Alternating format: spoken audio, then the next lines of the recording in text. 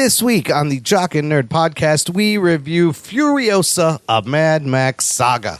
Plus, Marvel finds a writer for the X-Men movie. The Vision is coming back for a new Disney Plus show. James Gunn announces his creative team for the Green Lantern show. The next Godzilla Kong movie is going to need a new director, and more, all in this edition of the Jock and Nerd Weekly for Monday, May 27th, 2024.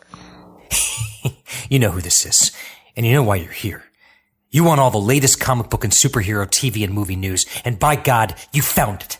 Forget everything else out there. Forget all the Scientology bullshit. This is the real deal. This is the real deal. Worship at the feet of the holy trio of geekdom, the Jock and Nerd podcast. Play it. Check. Check one. All right. This is for all you fans out there. Let's give it up. We talk it, we nerd it. We funny, disturb it. We talk it, we nerd it. We spoiler alert. Oh yeah! What's up, listener? How's it going? Thank you for pressing play, and welcome to the Jock and Nerd podcast, where we give you comic book and superhero TV and movie news, reviews, and whatever we choose. Jock and Nerd. My name is Imran. My name's Anthony. He's the Jock. And he's the nerd. And joining us all the way from an alley in the wasteland, otherwise known as New Jersey, it's Lord Rectus Scrotus. But we call him Rug Boy. What's up, Fast and Furiosa? How's it going? I'm doing good. Witness me. Witness his slack hole. Yeah, witness me. I want to put that silver spray paint on my butthole. You got to crow. I do have, You got to crow up your slack hole. I do have to call out that intro as well, though. I don't think an alley in the wasteland. Yeah, it's funny because there's no alleys in the wasteland, right? Just gotcha. the one alley. Just like there's a green. There's no basement in the Alamo. There's no alleys in the wasteland. There was no basement in the Alamo. Pee-wee, where Pee-wee's bike was. Look, there's a forest in the desert, the green place. Why can't there be an alley also in the wasteland? At one point, there was an alley in the wasteland. Wow. Is it Steam Pipe Alley? Yeah, Steam Pipe Alley. There was one dumpster. No one knows that reference. Rug Boy slept in. All right. More bad Mad Max puns will be coming later in the show. But first, we got some geek news I want to discuss with you guys. Let's do it. The Jock and Nerd podcast. So last week we reviewed X-Men 97. People loving this show. X-Men, very popular, all-time popularity right now. It seems like hasn't been that way in a while. We're going to get Deadpool and Wolverine. And now the first big development on the MCU's version of the X-Men, live-action X-Men movie. They have a writer. Oh, shit. Apparently, Deadline confirming Michael Leslie is going to be writing the X-Men movie. He wrote Hunger Games, The Ballad of Songbirds and Snakes, and some other stuff. Assassin's Creed, the screenplay. There was a Macbeth from 2015. So terrible movies. He's also working on Now You See Me 3. Anybody know they're still making those? Now You See Me? Yeah, they're making 3. They're still fucking making those. My God, they're making 3 of those. So, and, you know, as these things are, there's going to be more writers coming out and doing rewrites, and San Diego Comic-Con and D23 are coming, so I think we're going to hear more.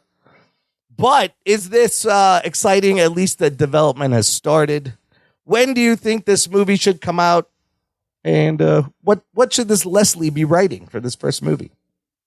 Ruggs? You're asking me about this? All right, so it doesn't really make me that excited that they hired a guy that not written anything great. Yes. So that kind of makes me a little bit hesitant. But what should they be writing about? Yes. Is that what you're asking me? Well, first of all, like, the biggest problem is how we get in these X-Men in the Marvel Universe. Is this what happens with Deadpool? Are we going to get set up? I doubt it. Every time that there's been many times, WandaVision all the way out to Doctor Strange, Multiverse of Madness, we thought something was going to happen. I thought that they were going to pull a big trigger with Loki, something to introduce the opening for the X-Men to come in. and they haven't. So to think that Deadpool's going to be the one, it looks like everything's there. Like, Wolverine is there. The time, whatever, what is that called? The Time Time People Variance Authority, the TVA. The TVA is there. They're not going to do it though, right? I look. I don't know. They could not do it. They've not done it a bunch of times. So this movie has to basically set that up. Now, what storyline are they going to do? I don't know. It depends on how they set it up. If we hit the ground running where the universe already exists and we're now being taken into that universe, anything's happening. But how do you explain the backstory? I don't know. See, this is why I think you wait until Avengers Kang Dynasty, Avengers Secret Wars, all the multiverses are battling at the end of Secret Wars. Everything is combined. And now the X-Men are there. Anthony, how do you want to see them handle it? What would you do? Well, they did, although I don't know if they're going to acknowledge this now because of how the reception was to it. But at the end of the Marvels, yes, there was a scene where we had Beast. You had Beast. Where what's her name? Monica Rambeau. Monica Rambeau went to an alternate universe. She saw her mom, and it wasn't her mom. And then Beast was there, and they were observing her. So Kelsey Grammer. You could easily, if you're going to go on that thread, you could say, hey, there are X-Men in an alternate universe, and then do what you're talking about, Imran, where these universes crash into each other, and you bring in the X-Men that way.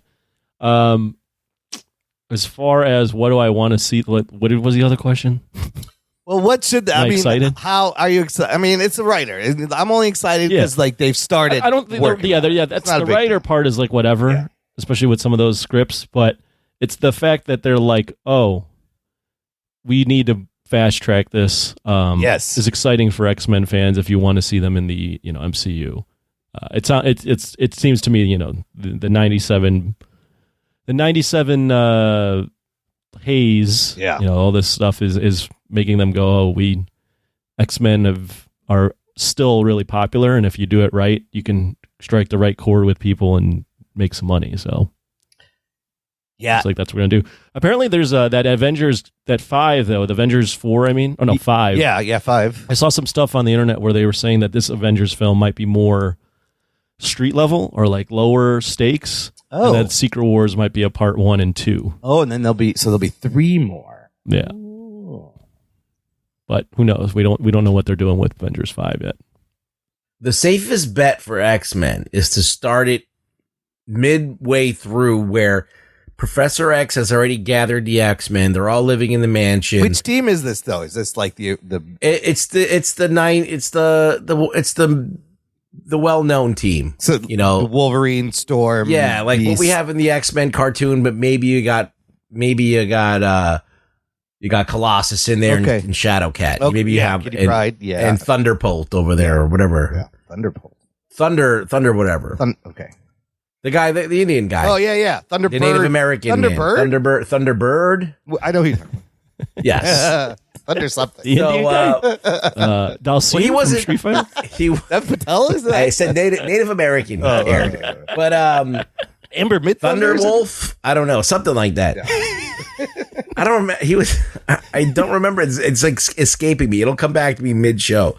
But maybe with that crew, get Nightcrawler in there, and they're at the point where the Sentinels first they might be under attack by the Sentinels. I think all that stuff is pretty baked in to X-Men. So a lot of people that watch the X-Men cartoon, a lot of people who watch X-Men 97, everyone's going to know like that basic storyline. So you don't have to do too much work.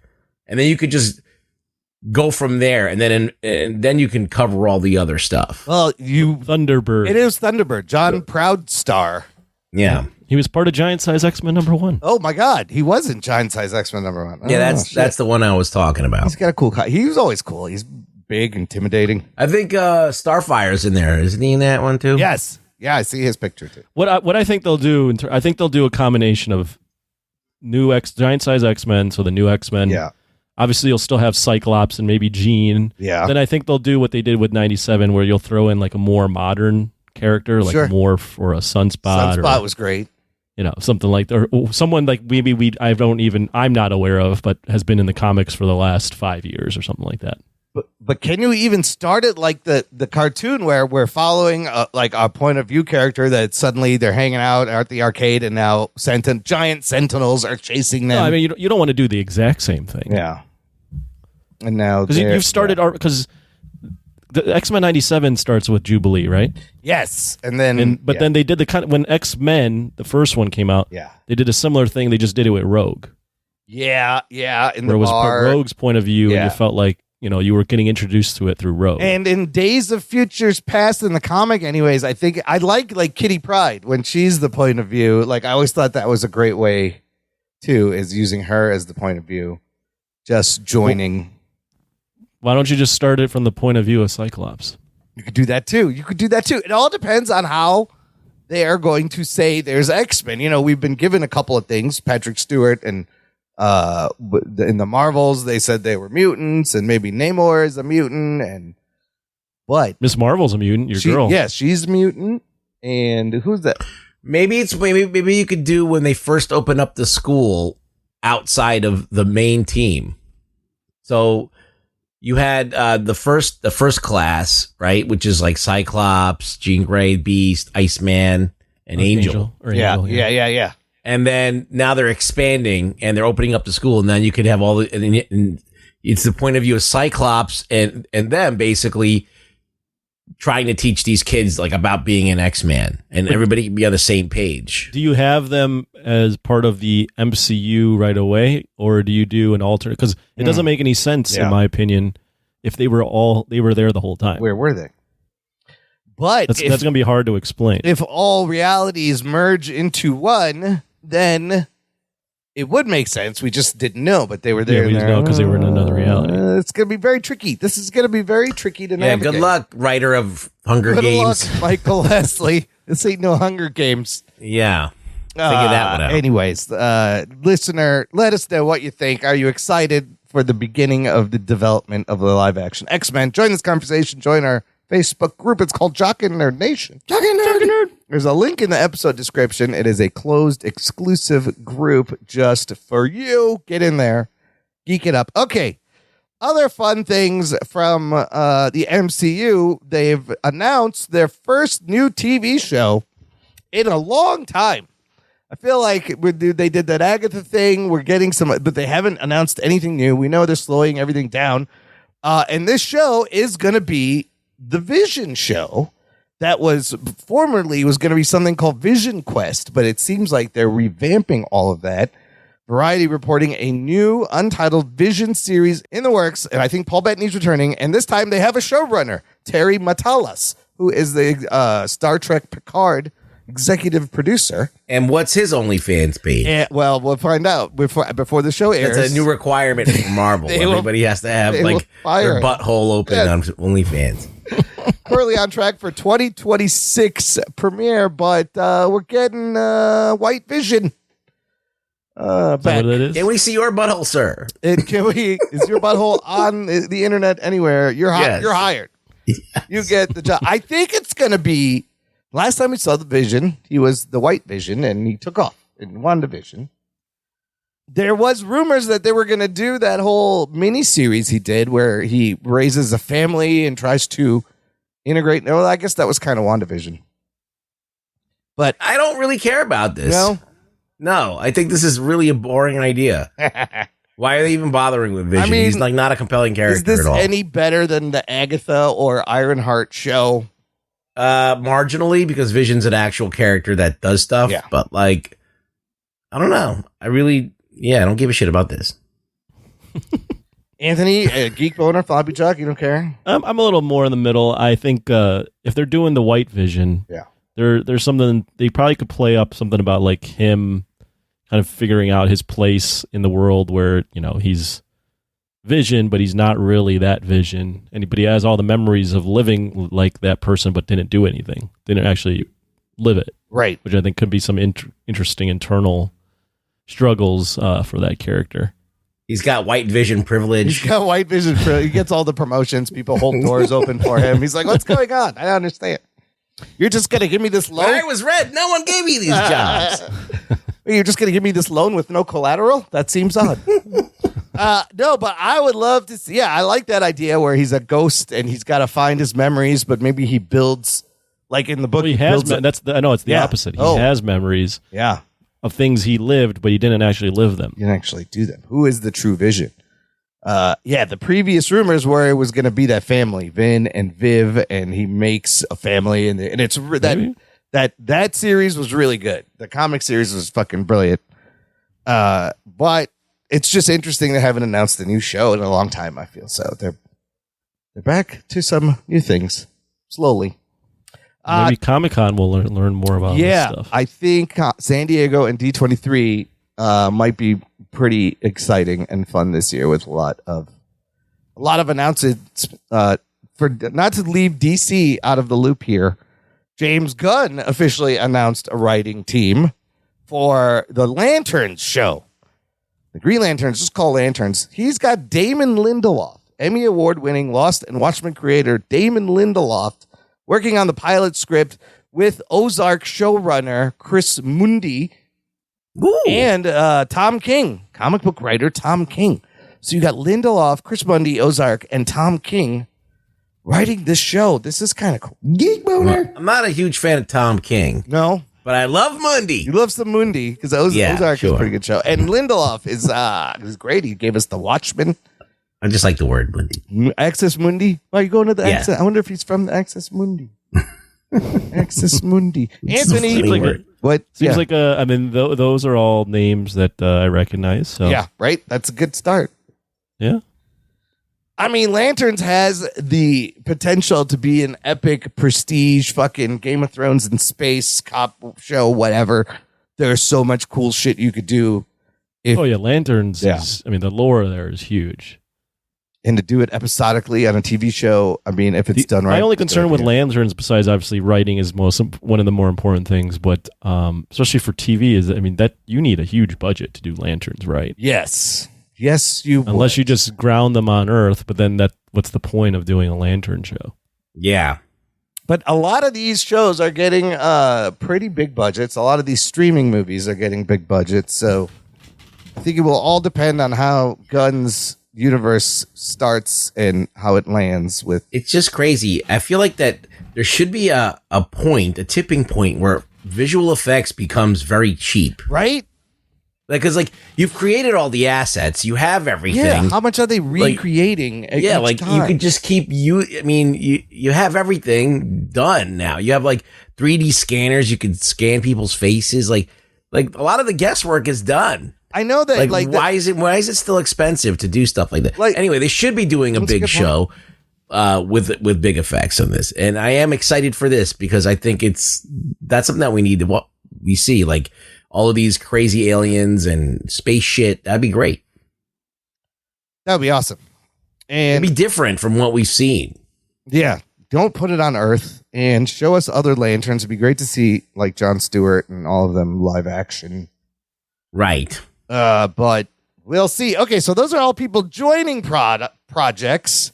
Here's something. Joining Prada? Prada. They're joining Prada and Lord and Taylor. Prada. No, those are all joining on board. We've joined. Here's a little bit of sad news. Someone leaving. Turns out Adam Wingard is not going to be returning for another Godzilla. Oh, shit. Kong movie, even though they were. What's his name? John Bellotti and Nick Chev were doing cartwheels in their living room. They were like, yeah. There's a lot of people who are fans of the original movies that do not like Wingard at all. I mean, I feel like after these two movies, he has a good style and he got a hold of a look and a kind of a feeling. And yeah, it's ridiculous and WWE and over the top, but it's fucking fun as hell.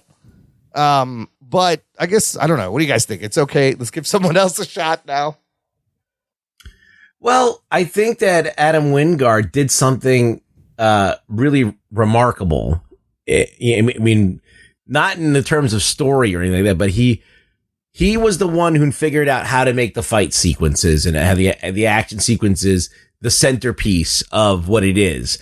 Not like the first movie where you hide the thing and you make it really dark so you can't see anything.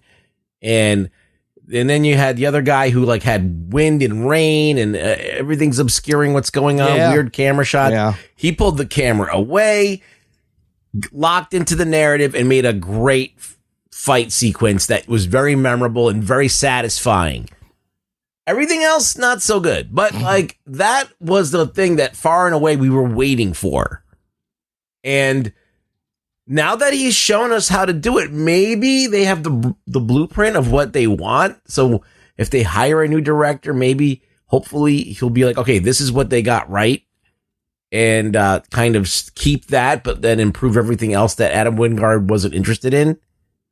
I don't know if it can be done because I feel like in order for you to have these big, elaborate fight scenes, like you can't really center on your story on characters. Like it's just going to be like, yeah, it's going to be a hard thing to juggle. So I feel like anybody who's doing this has got a work cut out for him. What do you think, Anthony? Yeah, I agree with you. I think, Adam Wingard by no stretch of the imagination, made anything revolutionary here, but he, with Godzilla and Kong, and to a lesser extent, Godzilla X Kong, the New Empire, even though, for what it's worth, Godzilla X Kong, the New Empire is about $2 million away from being the best grossing MonsterVerse movie at 566. Oh, shit. The only thing that's better is Kong Skull Island at 568. Wow. So, and, Godzilla versus Kong was just a fun time. Yeah. So he found something because they were lost after King of the Monsters, where he was able to find a style that resonated with people, that made people go, hey, these movies are fun. I will watch these and pay for it. Right? So he carved out a niche in Godzilla lore and in MonsterVerse, in kaiju lore. Whether you like him or not, he created something that's going to be remembered, and he's carved out his own thing. Like Godzilla King of the Monsters, no one remembers who that director was. There's plenty of Godzilla movies from the Millennium era, and you go down, all the other eras where, no one knows who those guys are. He's the only one that carved nothing. And he's the only one that he gets 2 in a row. They liked him. Yeah, he got 2 in a row, and I think, we talked about Godzilla X Kong. That movie was real stupid. Really stupid, and it sounded like they were just throwing shit at the wall, and you know what? I think it's good for him that he did his 2. I think it's good to get out and get someone else in there. I think they pushed they got as much as they could out of Adam Wingard, and now they're like, all right, But I think it's a clean break for everybody to be like, hey, you left with a really high grossing movie. You also left with you had no more ideas left. Yeah. Or if you did, they were going to be really half baked. So if we're going to continue this, I think it's just, it's a good run, man. We all made some money. We all had a good time. We all pissed off other Godzilla fans. Yeah. Well, it sounds like they it was on good terms, and it was just timing, and he's probably going to get some opportunities to do some more prestigious stuff. Yeah. Godzilla at the end of the day, is not super high class prestige, other than minus one kind of changed things a little bit, but still, in terms of franchise lore, so I would say it ranks near the lower end of prestige. So he'll probably get an opportunity to make or break his career with something bigger, and there's that. I feel like it's now an established franchise. Yeah. It's now got name recognition. It's got billions of dollars made at the box office at this point with all the movies combined. Yep. It's like $2 or $3 billion that it's made. Yeah, absolutely. So it's legitimate. They're not going to just let it go away. They're going to, and if it does, they do one more movie and it does just okay, I think they'll be like, okay, we're going to let it kind of simmer for a while and then bring it back in 5 or 6 years with a whole new thing. Or either do MonsterVerse TV, and it'll be something that's always around, kind of like Star Trek, and kind of like Star Wars. Yeah, there'll be offshoots of it, the MonsterVerse. It would be really interesting if they did create their own character out of the MonsterVerse, and that character became popular. I don't think it's going to happen. I think they're going to lean on Kong more than anything.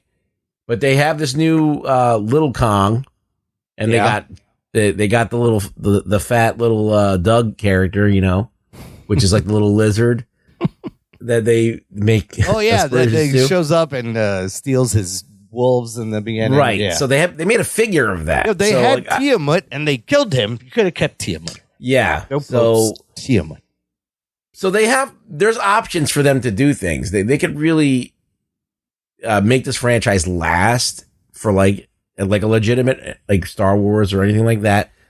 So I think that's what they're going to do. I don't know if Toho is on board for it. I'm pretty sure they want to make money.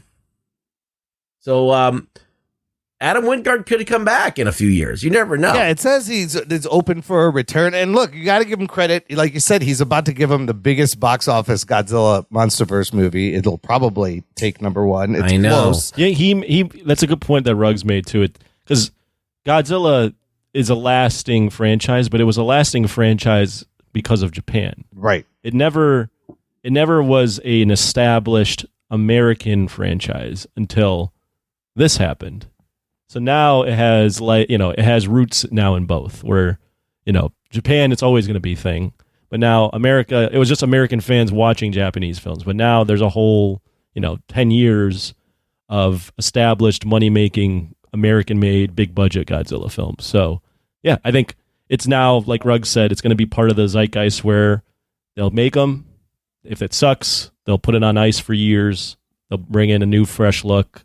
It's part of that culture now. It is. It needs to be like Star Trek, right? You'll get a bunch of shows. It's like Transformers. Yeah. I'd equate it to like your Transformers, your Star Treks, You got things TV like shows, you got movies. They go, they come back. They're always making the TV shows. So Monarch, I don't think we ever talked about this, is getting a second season. And Chris Black has said he's teased that hopefully it's better. Listen, bring Anna Sawai back. Just write less annoying fucking things for her to do and say. Don't make you missed the most important thing, Imran. Kong. They're going to add more Kong in season 2 of Monarch. Is that the most important thing? What were you going to say? No. Who do you want to take over the franchise now that they're getting a new director? Well, that's a good question. I don't know. I was thinking about directors for Spider-Man 4 also, and then this, and I was like, what if Adam Wingard did Spider-Man 4? But then I really wanted a Dylan Bilal to direct Spider-Man 4. The Bad Boys guys, they would be great. Wait a minute. Is this because it is? I think I would love to see their sensibility do a Spider-Man movie. I think it would be a good match. Yeah, but come on, let's focus back on Godzilla. Godzilla, Jesus Christ! Who do we want to see? Let's fantasy direct this, because there's no chance in hell any one of our fantasies are going to happen. But I want to hear what everyone says. Well, the ultimate person to do this would be Del Toro, but he's not going to do it. Yeah, he's not going to do that. That's who I thought of first too. But if they come back and they get Jordan Vogt Roberts, he's not doing anything. He's just pulling his pud. Oh, the guy who did Skull Island, right? Yeah, he was great. He was great. I would give him a shot. Absolutely. He had like a little bit more of a realistic vibe to what he was doing, and it seemed more serious, and he got the best performances out of the actors, and it was more rooted in reality than the other movies. So I think that he'd be great to go to. You have any thoughts, Anthony? The name that's coming to mind, and I don't know if it'd fit, but I would just want to see it, is Sam Raimi. Oh my God, how's he gonna pull I think Sam Raimi is a great idea. Really? I think it'd be really off the wall and odd, but if you gave him full carte blanche to do what he wants, I think he would. It would be a real wacky film for sure. Yeah, but we don't have wacky. anything like that recently with Godzilla. Like Gigan with chainsaws. Oh yeah. Oh my God. He'd be slicing. I mean, the opening scene would be probably Gigan slicing apart Anguirus, like his head off, and then just be like cackling and laughter. Who did that movie Colossal? What about that person? Would you hire them? No, I wouldn't get that person. I would probably, another guy I would look at is Neil Blomkamp, who did District 9. That's a fucking great pick. Because he does that realistic on the ground, like guerrilla stuff. Yeah. With Godzilla, could be bad. And he's really, really good with effects, and he just knows what he wants. And his movies are, I mean, District 9 is like a classic. Yeah. Elysium's not so great. Chappie, and then there's like Chappie's Chappie all and right. shit. They're all pretty good, but they're all better than, like, writing wise than, what we saw in GX Kong. So here's a name. I know that I don't know if he's like done anything big since, but I I would do the guy that did Bumblebee, Travis Knight. Oh, Travis Knight is a good pick too. Yeah, I could see him handling that. Yeah, I like Bumblebee a lot. Who did the Rise of the Beast? That wasn't Travis. Rise of the Beast. Transformers. I wouldn't get Transformer directors. No. Any I would MCU probably- directors? You know what would be cool? That's just probably doing another movie with Extraction movie would be Sam Oh, Hargrave. doing Godzilla. Oh wow, man. Well, Whoa, because why I not? don't know what give he would him- do, but that'd be interesting. He would be. It would be like a one-shotter Yes, he would of be the entire fucking be movie. him on a helicopter with a camera in front, Yeah. like shooting everything. I don't know if it's his forte, but I mean, he's a great action director. He probably has great ideas for like 'Cause- Godzilla fight choreography. Yeah, you know? because Wingard, Oh, yeah. I love Wingard's like the way he shot the fight scenes, the point of view camera, like the staging. Like I thought he did a really fun. It was really fun. So I think some of that was really fun, but I also think like when you got into the Hollow Earth, the way he shot the monsters there made them look really small. Yeah. It was just they should have made the trees either bigger or smaller or something, right? Like it was the scale was all thrown off. You didn't know how big things were. Right. Another one I think it would be great that we never would do it is because he's too popular is Matt Reeves. Yeah. Yeah. Or you could fucking. He would destroy it. He would make it he would ground it so well it would feel like a real fucking movie. Yeah. Would you get Gareth Edwards back? He's doing Jurassic Park now. Like Gareth Edwards. Yeah. The name I was thinking of, not an original name, but what if you just did the -1 director and you brought him over and gave him an American budget? Oh, that's interesting. Oh, shit. I don't know. I feel forget like it his would be name is. tonally too different. It would be tonally too different. Yeah. Well, this is his fantasy booking, right? Yeah. Like, let's just say the guy had carte blanche to do what he wanted. He didn't have to I don't know, maybe. continue the MonsterVerse. I think that he would be good if he wanted to do something kind of along the. He'd have to play in that MonsterVerse world. Right. He's definitely a great director. Yeah, he's I mean, great. he knows what he wants. Quentin He can do- Tarantino. No, give it to Scorsese. It would be like a lot of talking. Yes. It'd be a lot of Yeah, talking. That's the thing. If you did Godzilla with Tarantino, Yes. he wouldn't want to have Godzilla in it. Like he would do it. Godzilla would be a complete background character. Yeah, Godzilla would come out and then this guy would be like, "Let me tell you something." It would be more like Cloverfield. Yeah. It would be Oh, more yeah. like that movie where like it's just in the background and not doing anything. It'd be like you'd see Godzilla destroying stuff through a window, but then you'd have two people in the chairs like talking to one another. Yes. So we just to be clear, we want J.J. Abrams far away from this, right? Oh yeah. After No, J.J. Abrams. No, after Star Wars, I don't think That name everyone's seen is just stinky right now. it. What if Joss Whedon makes a big comeback with Godzilla? Oh, that could be God. funny. That would be fun. What about Josh Trank? God. Oh. What do you guys really want to kill the franchise? Yeah, well, Like, I don't know. But he made a great movie. He did. So Chronicle. Chronicle It's a was good a movie. fucking amazing movie. I love And he that made we're with no throwing money. in these directors that are like very like quippy dialogue Yeah, or like this is snappy not what you dialogue need. into a Godzilla. You know what movie. you need? You need a George Miller who hates dialogue. Doing a Godzilla movie would be amazing. Oh my God. Holy shit. Yeah. What about Jordan Peele? Oh, he might be able to pull it off. Yeah, you need somebody who doesn't want a lot of dialogue and can show all the story in the action, and you'll be good. All right, I don't know. All right, well, we named everybody. We named everybody. I think we named everybody. Well, Francis Ford Coppola. Let's put Steven Spielberg. Oh, no. Don't Coppola. Oh no, he's busy doing Megalopolis. You heard about that Which shit? everyone hates. Apparently. Holy shit! He's been trying to make this movie for 40 years. He spent $120 million of his own money. He sold off part of his winery to shoot this movie, and I watched the trailer for Megalopolis, and I'm like, I don't know what the fuck is going on. Like, it's a batshit crazy trailer, and people are saying it's a fucking mess. Yeah, Maybe it's like a Darren Aronofsky movie where it doesn't make sense right. Like, until you was that watch the it a few fountain? times. That's what it kind of seems like. Like, just. But, they're saying, like, Coppola doesn't care if it's mainstream. If audiences like it, he's going to make what he was going to make. And he's given us two of the greatest movies of all time, but I don't know. And Dracula. And yeah, I mean, it's almost, I'm intrigued enough to go see what the fuck this movie is. Last thing in the news, we're about to review Mad Max Furiosa, Mad Max Saga. Anyways, before that, guys, did you see the little PSA with Deadpool and Wolverine. Did they play that in front of your showing? Yeah, they were in mid-conversation about something. What were they this is talking great. about? This is something I heard that was shown at CinemaCon, and I wasn't sure if they were going to start playing it. And yeah, they're in a tunnel, and Deadpool's like, so what they're going to do with Secret Wars is, and then a phone starts going off. Right. It's so good. What'd you guys think? And then fucking Logan just swears at the screen, like, turn the fucking phone off and shove it Well, in they the bleeped fucking it. ass. They did. He swore a lot, but I enjoyed it. I kind of love that. I think it's brilliant marketing. It's fun. Yeah. And he's like, I'm going to go walk a neck vein over here. It's great, and it's great to get people excited for that 2 months out. Also, the pre-sale record, it broke like pre-sale records, sold a lot last week when tickets went on sale. So I know. So it's weird that Furiosa's not doing well at the box office. I'm telling you, Deadpool Wolverine will be the first movie to crack will be 100 the million opening weekend, which is something, and we'll get to that. But remember how often that happened, like in 2019? Like every movie would make at least 100 million. It was no problem. Barely an inconvenience, but not anymore.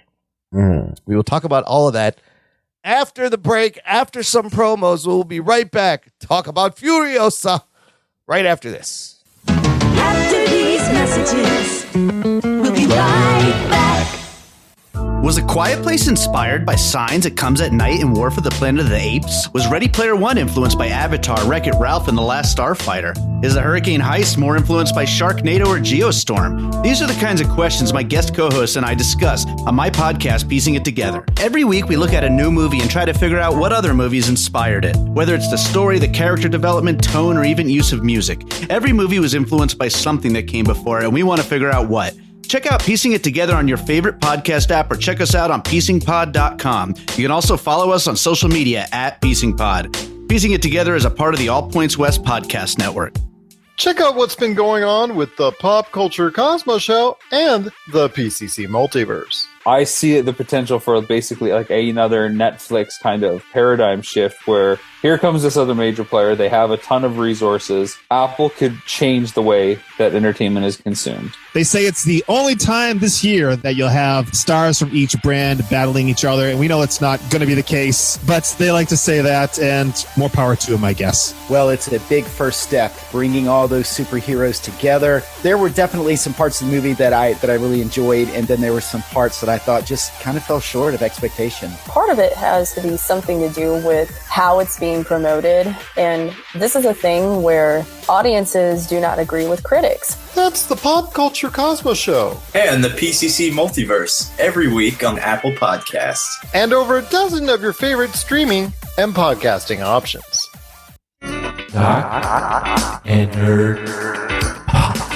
Listener, if you enjoy this show, this is a wonderful time to join our Patreon fan club. Visit jockandnerd.com. What a wonderful time. It's a wonderful day to join our Patreon. Visit jockandnerd.com/Patreon. Jock and Nerd. And you can give back all the entertainment, hilarity, nonsense, bullshit we give you every week here, running on 9+ years. But you get stuff when you give back on a monthly or annual basis. You get access to an exclusive podcast feed, RSS feed, where the shows come out earlier. There's bonus content, instant reactions to movies. We threw up our instant reactions this week for the movie we're about to review. You can join us on our monthly Discord hangout. The next one is Thursday, June 20th, 2024, 8 p.m. Central Time. And you can pick any movie for us to watch and review, get a t-shirt. Lots of fun things over there. jockandnerd.com/Patreon. We cannot do this show without all your support. Appreciate everyone for the continued support. If you haven't done it, do it now. Let's get to this week's movie review. We are going to be reviewing George Miller's latest in his Mad Max Saga called Furiosa, a Mad Max Saga. Here's your spoiler alert. Strap yourselves in, you fucks. Spoiler time. This is the 5th movie in the Mad Max franchise. Another long-running franchise. Last week we had 2 weeks ago with Apes, and that franchise started in 1968, so I forget how many years was that, long-running. This movie, the first Mad Max, came out in 1979, 45-year long-running franchise. This is a spin-off and a prequel to the last movie, Mad Max Fury Road, that came out in 2015, 9 years ago. And of course, Charlize Theron played Imperator Furiosa In that one, let's look at the Rotten Tomato score. Fury Road, right now, in 2015's Fury Road, 97% critics rating, 86% audience rating. Furiosa, it's gone up. 90% critics rating, 90% audience rating. Hitting both sides, the 90. Very interesting. Here's where things get crazy, and we've already alluded to the box office this year. It's not good. It's not good. Summer movie season has started. Memorial Day, today we're recording kind of the unofficial start of summer, the unofficial start of movie blockbuster season. So the movie was made for about $168 million. It's very similar to Fury Road's budget. 2 years ago, Memorial Day, Top Gun Maverick comes out. Opens to $168 million. Oh, shit. That actually holds the record for the biggest Memorial Day opener. Last year, the live-action Little Mermaid opens to $118 million domestically. Fury Road in 2015 did not come out on a holiday weekend, but that one opened to $45 million. Finishes at $380 million worldwide. Furiosa was projected to make between 40 and 50 million. Doesn't quite hit that. The 3-day total, $26 million. 4-day Memorial Day, $32 million. It opens at number one, just edging out the Garfield movie that made similar, cost less, made similar, but wow. They're saying this is the worst Memorial Day weekend box office in like 30 years. Wow. Which is fucking wild. And it's unfortunate because there's a lot of decent movies have come out where we've been reviewing and they've all flopped. It's kind of crazy. George Miller coming back to direct this one. He is 79, everyone. 79, feeling fine. George Miller also directed, along with the other Mad Max movies, he's done Happy Feet, Babe, Pig in the City. Very quirky filmography there. It's written also by George Miller and Nick Lathouris, starring Anya Taylor-Joy as Furiosa. You got Chris Hemsworth as Dr. Dementis, Tom Burke as Praetorian Jack, Ayla Brown as a young Furiosa, Lachie Hulme playing Immortan Joe, John Howard returning as the People Eater, Angus Sampson as the Organic Mechanic, Elsa Pataki as kind of two roles. In the beginning, she was playing a general, and then she also plays one of the bikers, Dementis' bikers, and she is also married to Chris Hemsworth, playing two roles here.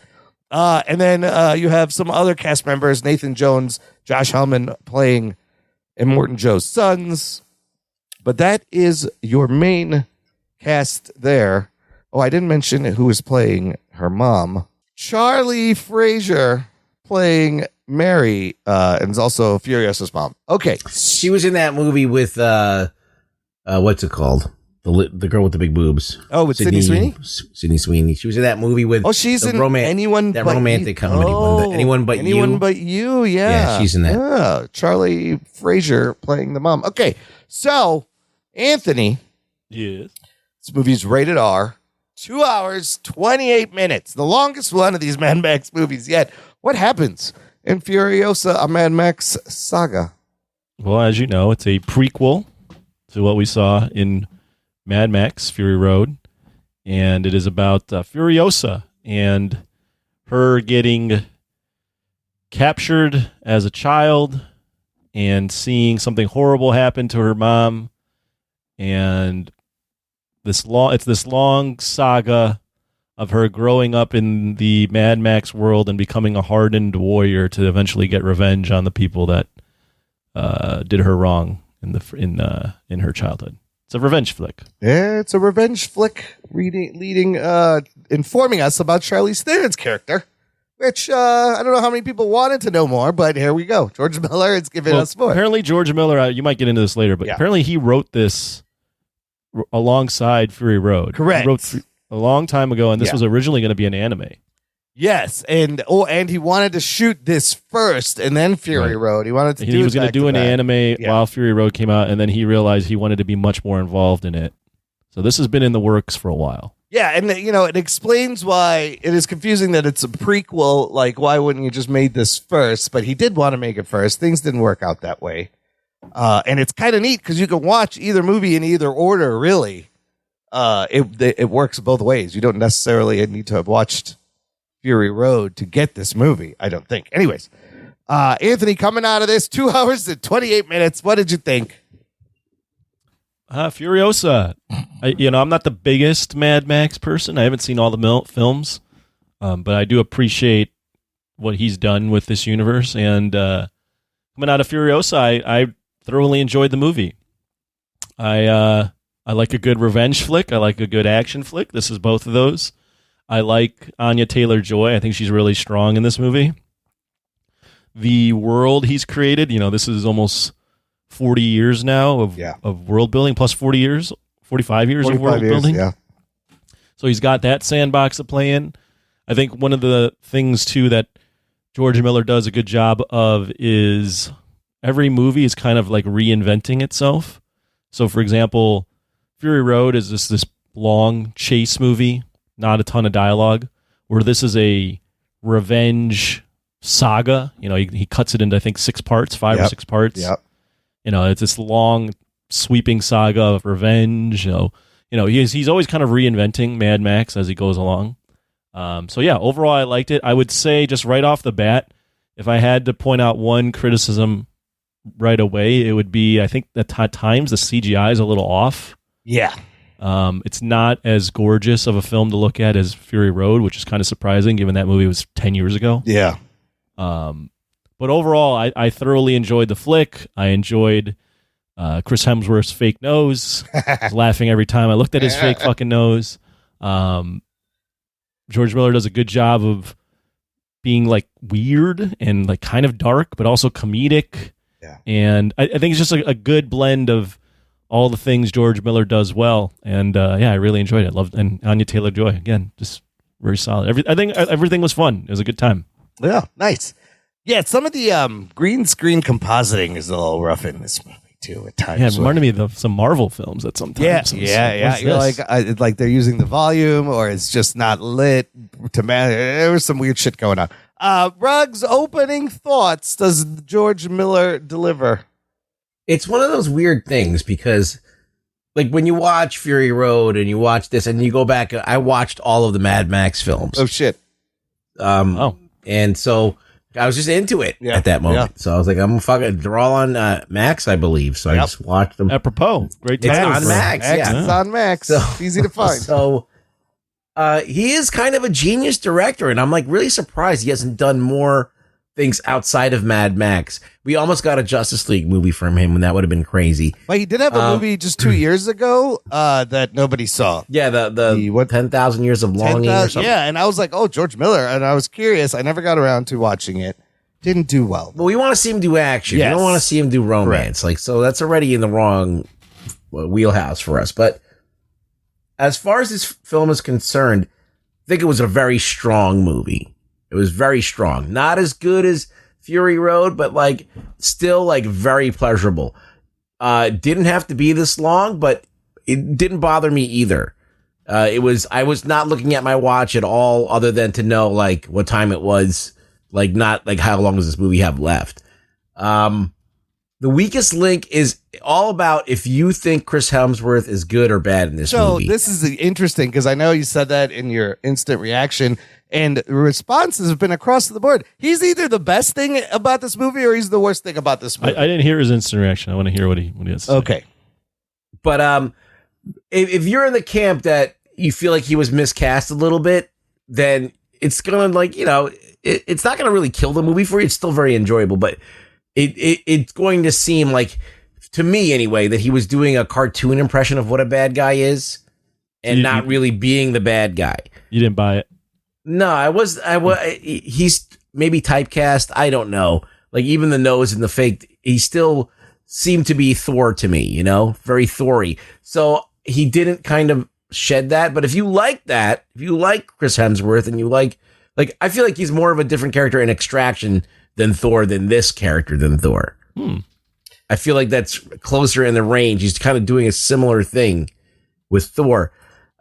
So there's that, but that by no means makes it a bad movie. I just think that if you're a person that kind of wants Chris Hemsworth to be this bad guy, and you buy him as the bad guy, then you're gonna love this movie like more than I did. But I definitely really like this movie. I think it's really good. It was a good narrative. I was a little upset that she never actually went home and completed the circle. Well, but she does in Fury Road, remember? She finally gets there and it's all gone. Yeah, but like that whole forward movement, right? Yeah. When they're at the fucking bullet place and they're getting in the car, like, let's ride there now. Yeah. And their urgency goes, and then all of a sudden that urgency's gone. Yeah. Like it took a little bit of the wind out of the sails for me, the propulsion of the story. Well, she's, her mission isn't done. She's got, and that's the other thing is, she's not going to die. Right. And I think that takes away some of surprise in the movie, but my opening thoughts, I had a great time. This movie's, it's kind of epic. It is a worthy entry into the Mad Max saga. George Miller is a fucking maniac. He is a maniac. Again, he brings it with these action scenes and the way they're shot. Yes, there's a little too much CG in this, but he is 79. So I don't know how much he could keep up with it, but the practical shit that he shows us is amazing. It reminded me of Dune a little bit, and Lawrence of Arabia, and Ben-Hur. Like, we're getting all these desert, dusty movies. And then Furiosa, what a fucking great character. Like, do you even need Max anymore? Like, I don't even care. You don't got to put Mad Max Saga. He's not, he's kind of in the movie. We'll get to that. But her backstory is so great. And I thought Anya Taylor-Joy and the young girl, both of them. Young girl, too. They were both really good. They all seem like the same character, and she definitely seems like she's the Charlize Theron character that we meet in Fury Road. So I love the backstory, the world building, phenomenal. This movie, different than Fury Road, you get there's not a lot of dialogue, but there's a lot more going on. You get more world building, you get more backstory. Fury Road also didn't have a lot of dialogue, but it was, like you said, it was a race and then a chase, or it was a chase and then a race. Just drive this way and then drive to the end. This one, epic in terms of we get to see more locations. Gastown, the Bullet Farm. We heard about those in Fury Road. You get to see the Green Place, which somehow there's a forest in the middle of the desert. Sure, fine. But I love the vehicle designs, the world building. There's that action scene where the stowaway scene that lasts like 15 minutes. It took them like 78 days to shoot that fucking thing. And it was amazing. And it is long, but I wasn't bored. Was she, just a question on that action, was she just hanging out there, or was she supposed to be there? She was, no. I was a little confused why she was there. I thought she was hiding on there to eventually maybe steal it and take it to the Green Place, or to escape and go back home. She had a bike with her also strapped under there that got wrecked, and she had to let go. So she was hiding. Somehow she hid under there with a bike. Nobody noticed her. I think she was just going to take off and go home, but then they get attacked. I love that there wasn't a lot of dialogue. Anya Taylor-Joy maybe has like 30 lines. She doesn't even show up until like in the middle of the movie. But aside from that, I thought it was fucking dope. It's Miller, man. The engine sounds like you can almost smell the fucking oil in the gasoline. The way he shoots these things and the sounds of these engines and that new war rig was so cool. With the spinny fucking attack things in the back. I was like, turn those on. I didn't want time anybody climbed on the back. I was like, turn that shit on now. I want to see what it does. And they did, and it was not disappointing. So let's start with what Ruggs mentioned about the Chris Hemsworth. Yeah. He did not bother me. I kind of enjoyed the over-the-top fucking crazy mustache twirling villain. Like, you see him.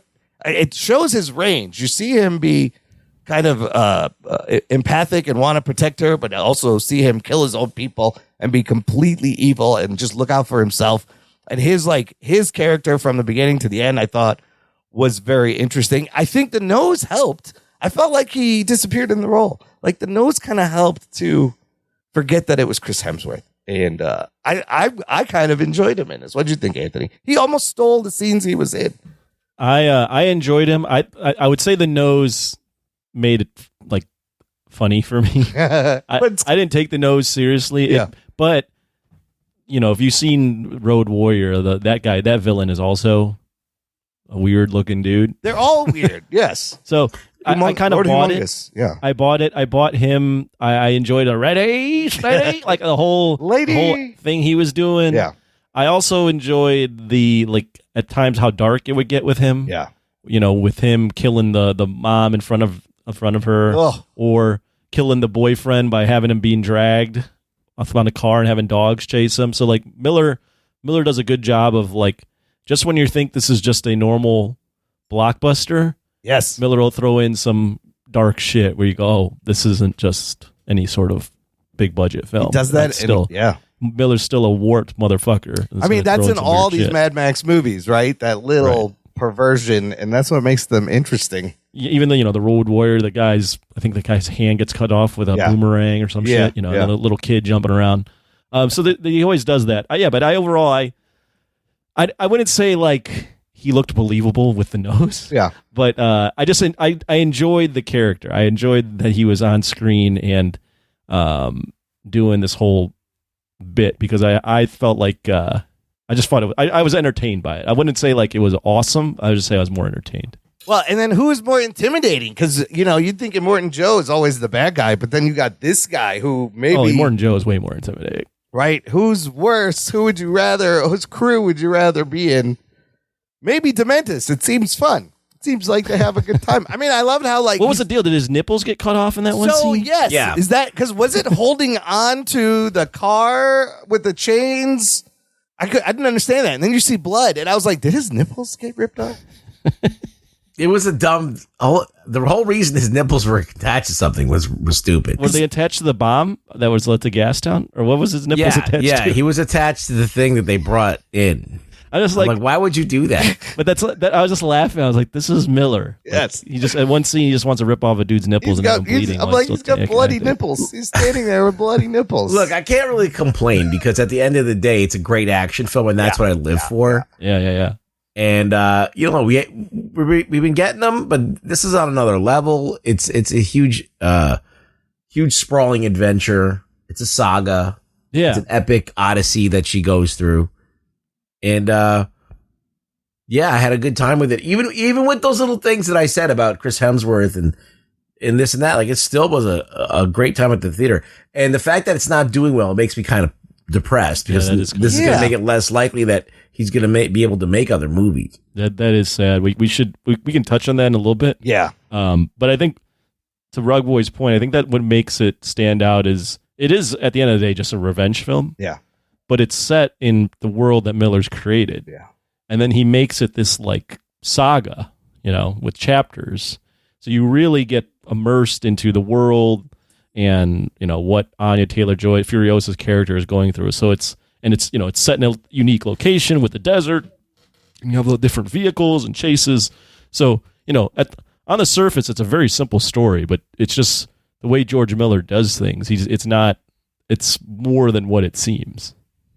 And just the way he does this, the story, the action, and has character and story in the action, and he says in a lot of interviews, he's like, cinema should be for action. He doesn't like dialogue. It should be for action, and the action should tell the story. And every action scene does that. He almost doesn't need any dialogue. The dude that she falls in love with. Yes, Praetorian Jack.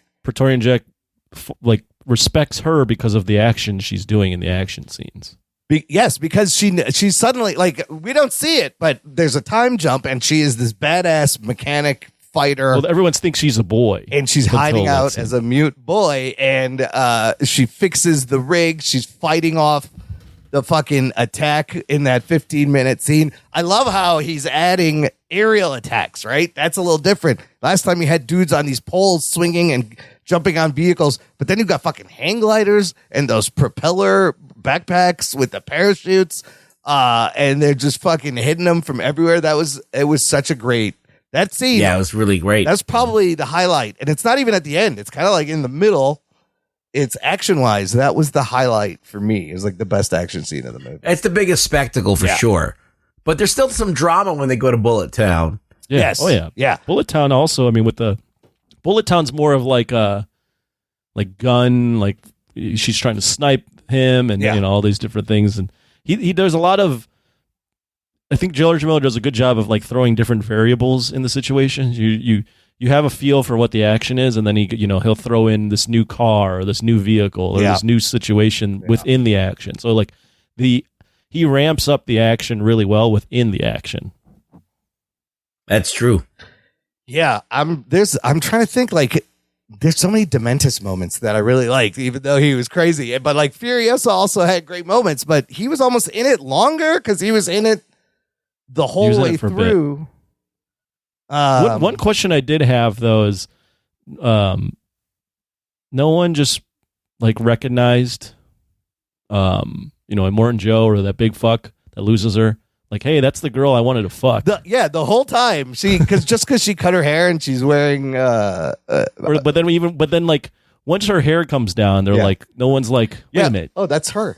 You were a boy, now you're a girl. girl. Like, what's happened here? Where did you come from? Have you been a girl this whole time? Yeah, they just accept her. Dude, Immortan Joe's sons, what is it, Scrotus and Rectus or whatever? They were hilarious and so fucking creepy and disturbing. Yeah, he gets really obsessed with young Furiosa, and then next time we see her, she's she got the fuck up out of there. She got the fuck up out of there, and she's one of the war boys. Okay, wait, I don't even know where to go. Let's just go to the start of the beginning, the opening chapters, because look at Furiosa's journey. The things I love how you see her get hardened, but she still manages to hold on to some humanity by the end. How does she get hardened? Of course, she gets kidnapped first, right? And her mom is such a badass. Like, I loved her mom. The mom stuff was pretty good. The mom was amazing. She's sniping these dudes. She's following him. That shot in the trailer where she's on the bike with the dude and it's on fire, and to turn out that was her mom disguised escaping was very cool to see that scene. There's some just iconic freeze frames. You freeze it and it's beautiful. So for her to see her mom actually get crucified and murdered, and then Dementis just takes her around. He treats her real nice, right? He gives her the teddy bear. He locks her in a cage. But he makes sure she's fed. The guy with the tattoos on his face is telling her. History man is telling her the history. But then he makes her watch the dude get drawn and quartered by the motorcycles, which is also very, very. I forgot that happened. Very jarring to see. Well, even the scene where the guy is only going to talk to Dementis, but then he gets his throat cut. Yes. He gets revealed and is like, he's just like bleeding out from his fucking throat. Can't say anything. Yeah, she's watching all this. Meanwhile, she's been tattooing a star chart on her arm. I like that. That was a nice little touch. So one day she can find her way back. So that whole scene where Dementis goes to the Citadel that first time and does the big speech where he's like, I'm here to free you. Join my side. He's trying to pull a flex on fucking Immortan Joe at the Citadel, and it does not go well. And I just love when the dudes go, witness me, and they just fucking kill themselves. That's always they just show how loyal they are. Yes, you can't fight an army like that. That is just. Then there's people. It's been a while since I've seen Fury Road. There's people living underneath the ground that Immortan Joe rules over, and they're like treated badly. Yeah, is that what's going on there? Well, yeah, and then there's just like the rest of the circle. Remember, he withholds water and shit from his people in Fury Road. So aside from the dudes in white, there's this regular people who are kind of working for They're him. just looking for scraps, basically. They got the little garden up there. They got their food and water. They get everything, and they just barely give it out to the people. So he's trying to appeal to their, I'll take care of you, trying to be a populist there, but it goes bad. They have to run away. So he decides to Trojan horse himself into Gas Town so he can have some leverage. And here's where you see some more of Dementis's fucking, he doesn't give a fuck. I love that part where he like mixes the sand and he dresses them up and the guy's not opening the gate.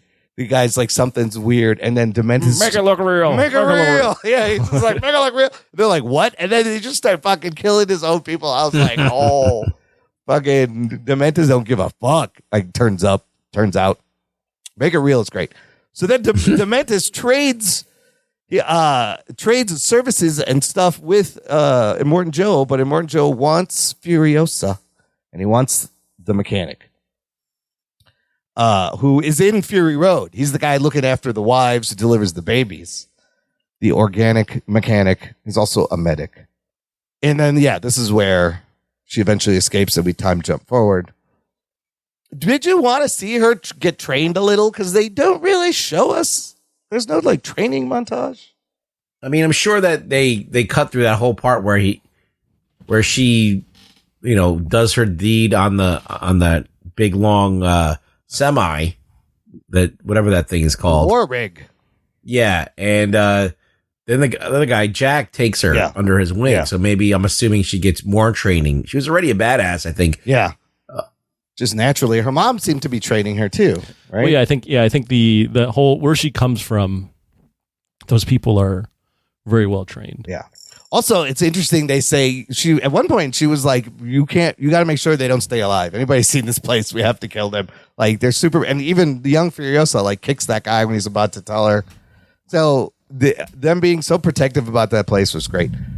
So I also like, there's no romance, but there is like, she falls in love with Jack. Yeah, I mean, there is, but it's not over the top. It's subtle. Yeah. It's subtle. They love each other. Yeah. They grow to love each other through just being partners. And I kind of like that. It was, they found each other and he, at first he's like, what are you doing? Let me train you. And then eventually he wants to go with her to the green place, even though she's not supposed to bring anyone. So she must really love him. I love seeing her get promoted to like Praetorian, and then eventually she becomes Imperator.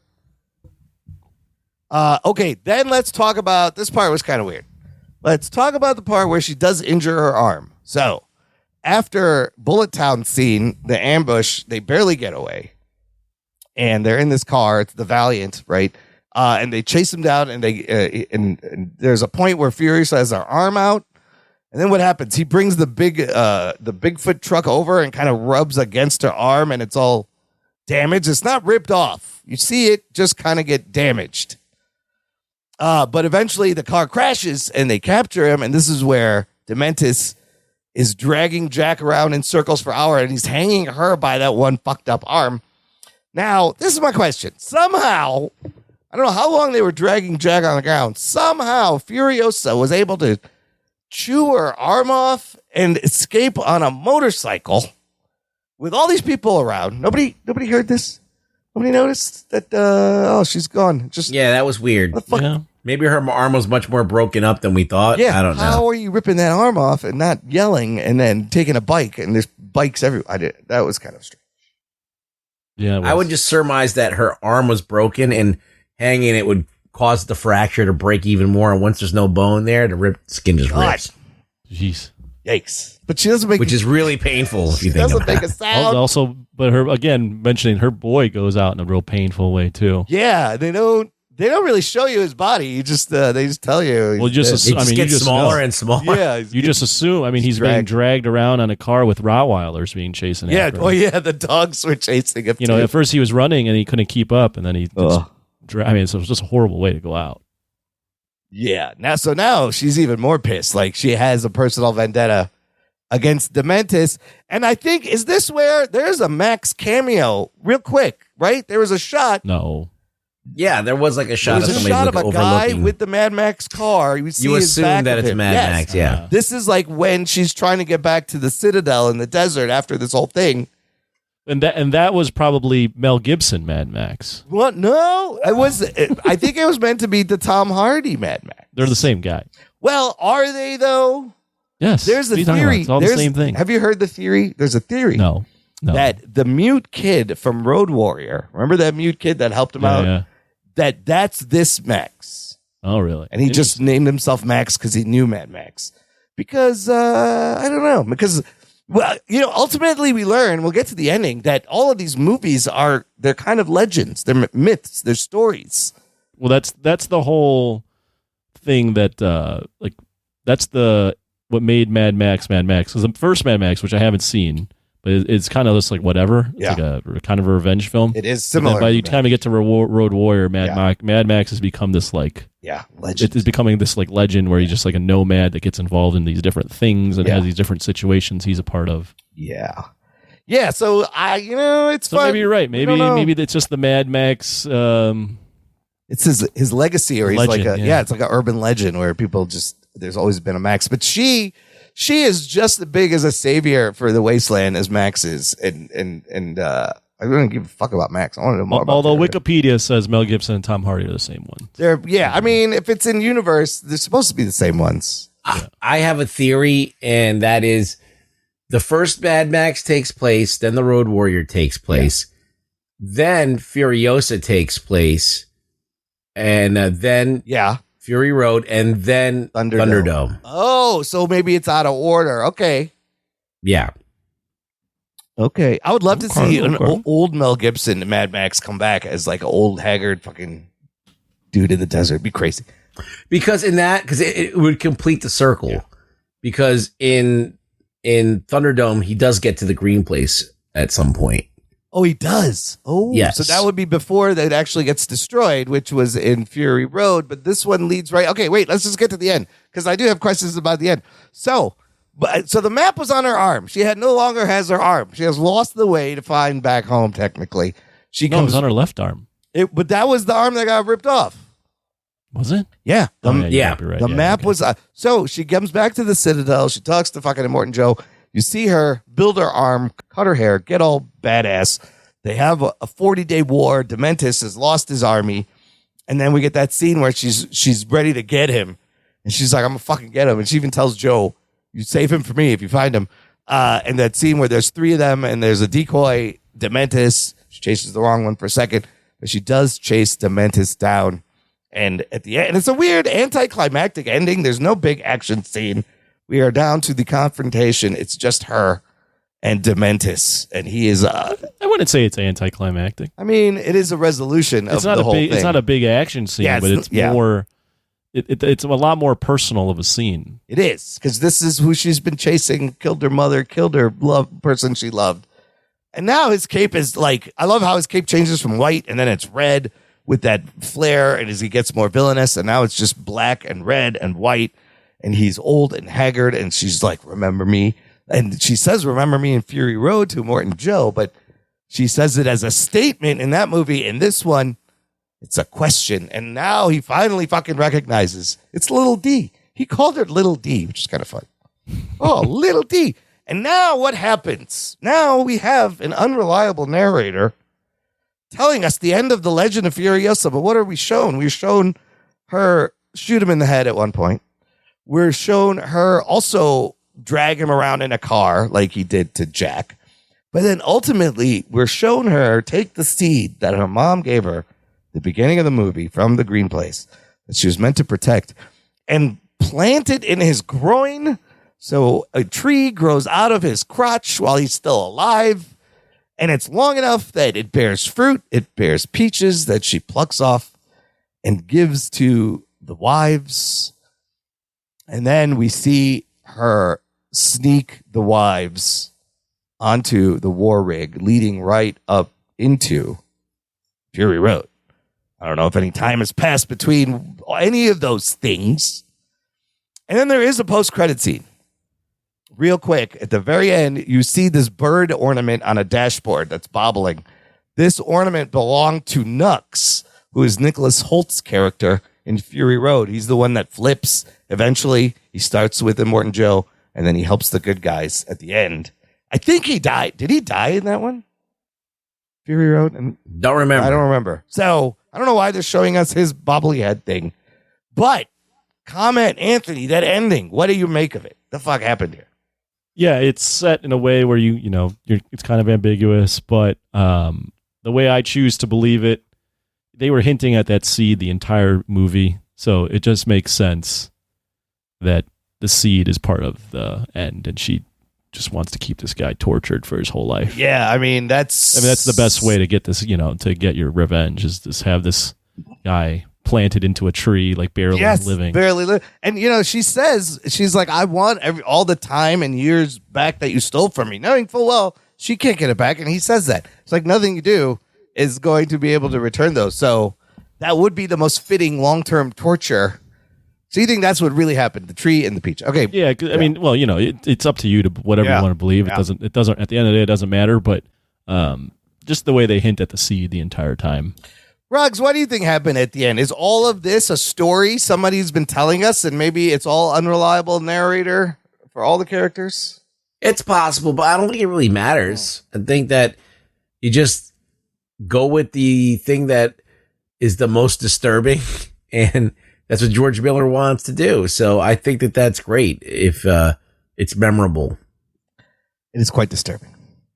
Yeah. Did we get the guitar dude? And was he in this for a second? Doof Warrior? No, I didn't see him. I thought there was a quick shot. I don't think so. Is there anything that fucking epic in this movie? Like that dude with the guitar and the flames? Yeah, it's pretty badass. No. Yeah, there's nothing. They never hit that point where you're like, whoa, what the fuck is that?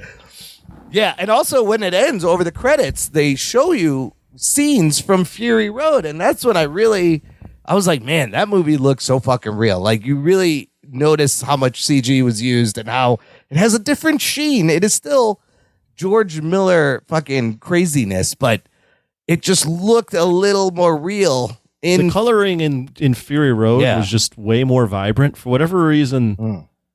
Maybe it's just because they're using so much CGI, whereas on Fury Road they filmed a lot of that on location and then just use CGI to enhance. Whereas I think this one, you might be right, George Miller might have just been so fucking old. Yeah, they couldn't do all those scenes in real locations. I don't know, but even the way it was colored, like this movie seems a lot more flat than Fury Road. But Fury Road just had this like bright orange and red and blues, and it just whereas this movie is just very brown, like sandy brown, gray tones, black. But there was the red flare. There was some blue scenes in the nighttime. That's a really cool. I mean, that one looks beautiful. Yeah, when the flare goes off and he's just Mortis standing there. Dementis is just standing there. Yeah, and it covers him, bathes him, baptizes him in blood mythology. But man, Anya Taylor-Joy, she's really good in everything. Like the intensity she had, you could see it in her eyes.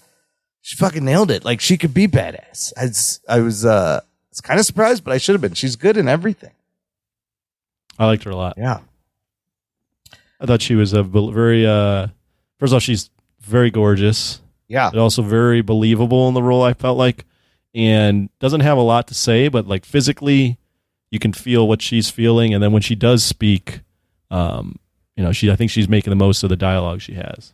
I almost like her better than Max. I don't know. I wonder why. I don't know. Like because even though did you like her this much when she was Charlize Theron? Yeah, no, I thought that was great too. And even the last movie, like Max isn't really in it that much. It is a Furiosa movie.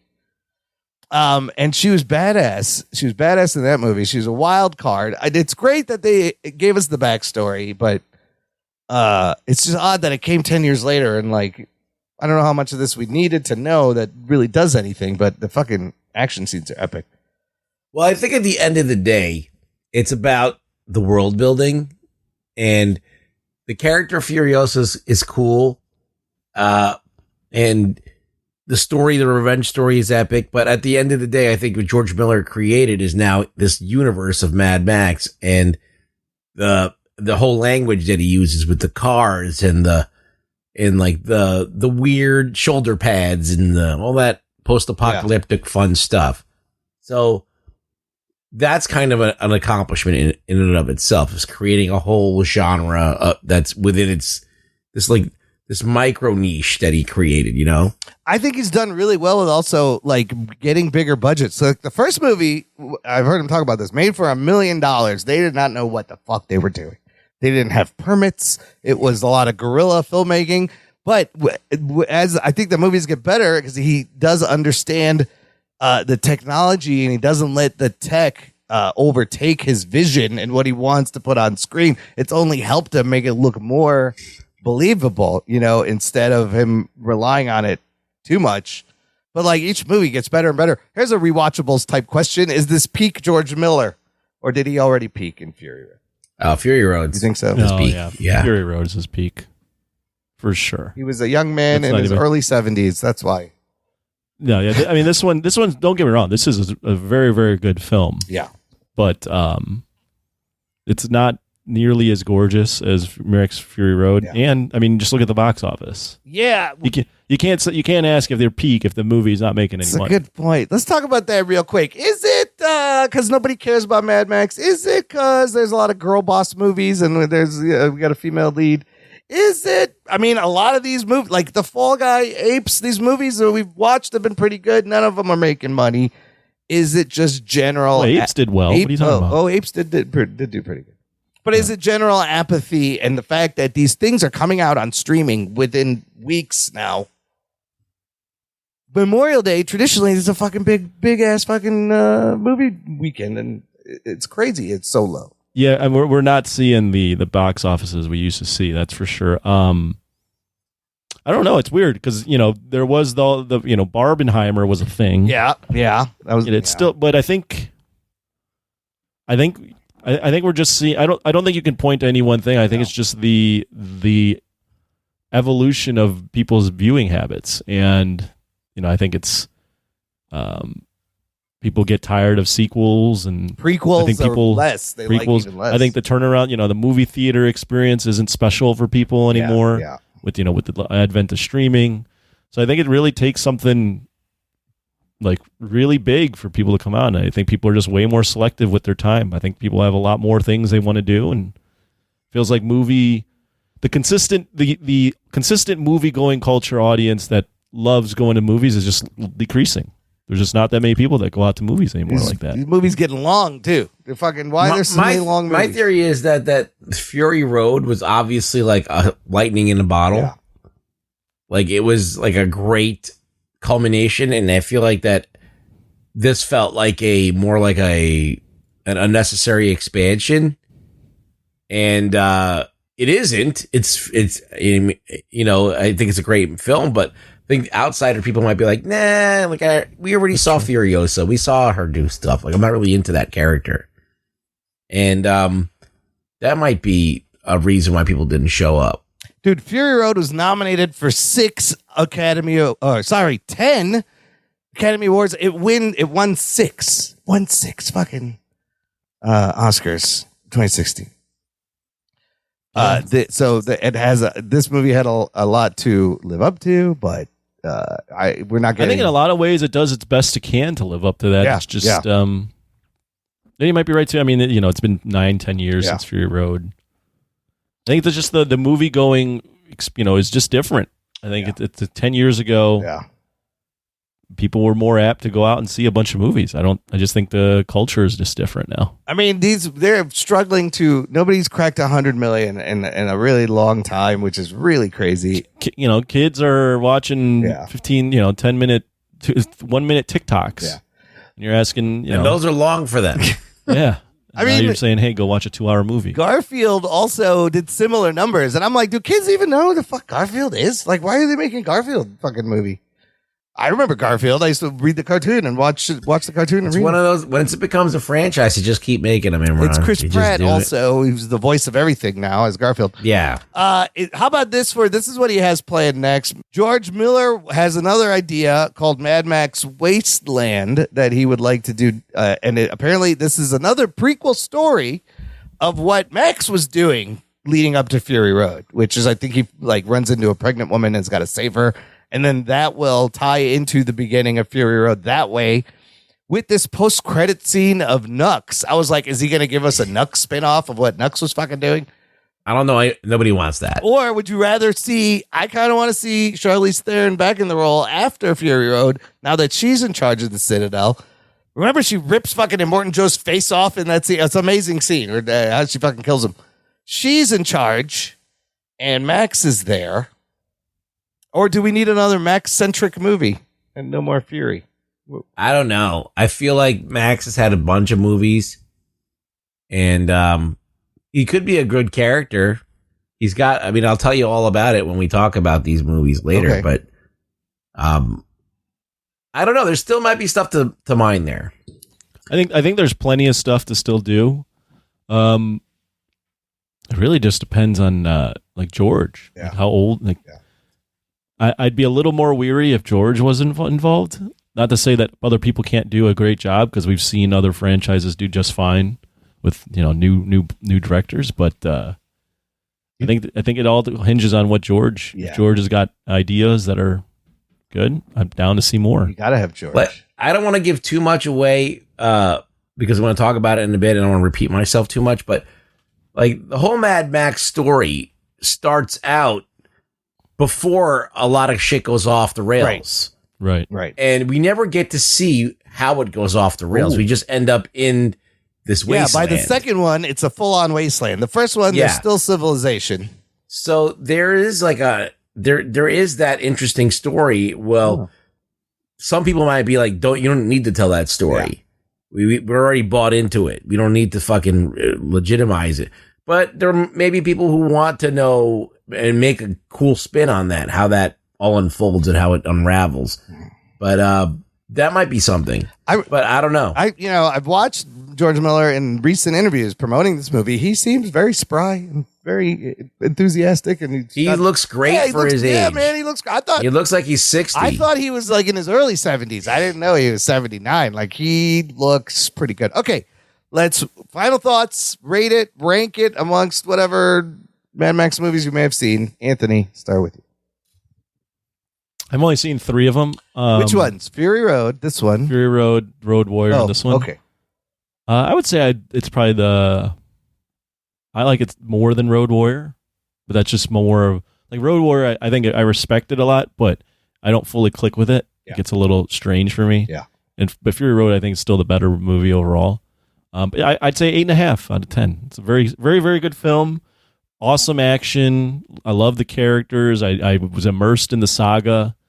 I like the way it was told with it being a saga, which I normally don't like. I like seeing different periods in this person's life. I like Anya Taylor-Joy. There's a lot to like. I just think the CGI is just not up to par in a lot of the scenes. Yeah.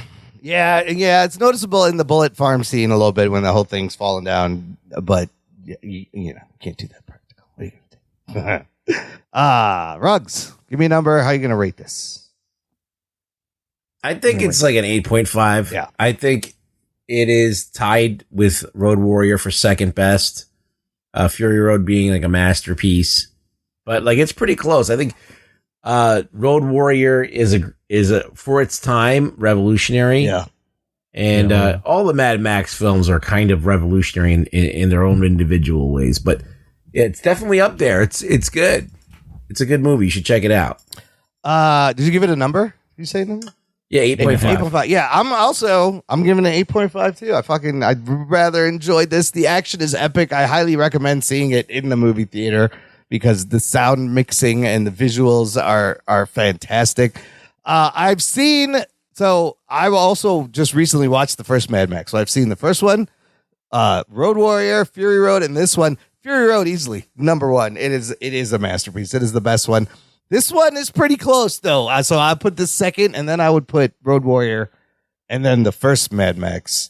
The first one I hear is really weird. It is weird. We can talk about it because he watched it. We'll talk about it a little bit. Okay, we'll talk about it. It was a kind of a weird movie, but solid George Miller fucking action epic. Go check it out. Let's find out what our listeners thought. News from the nation. It's time for news from the nation. It's time for news from the nation.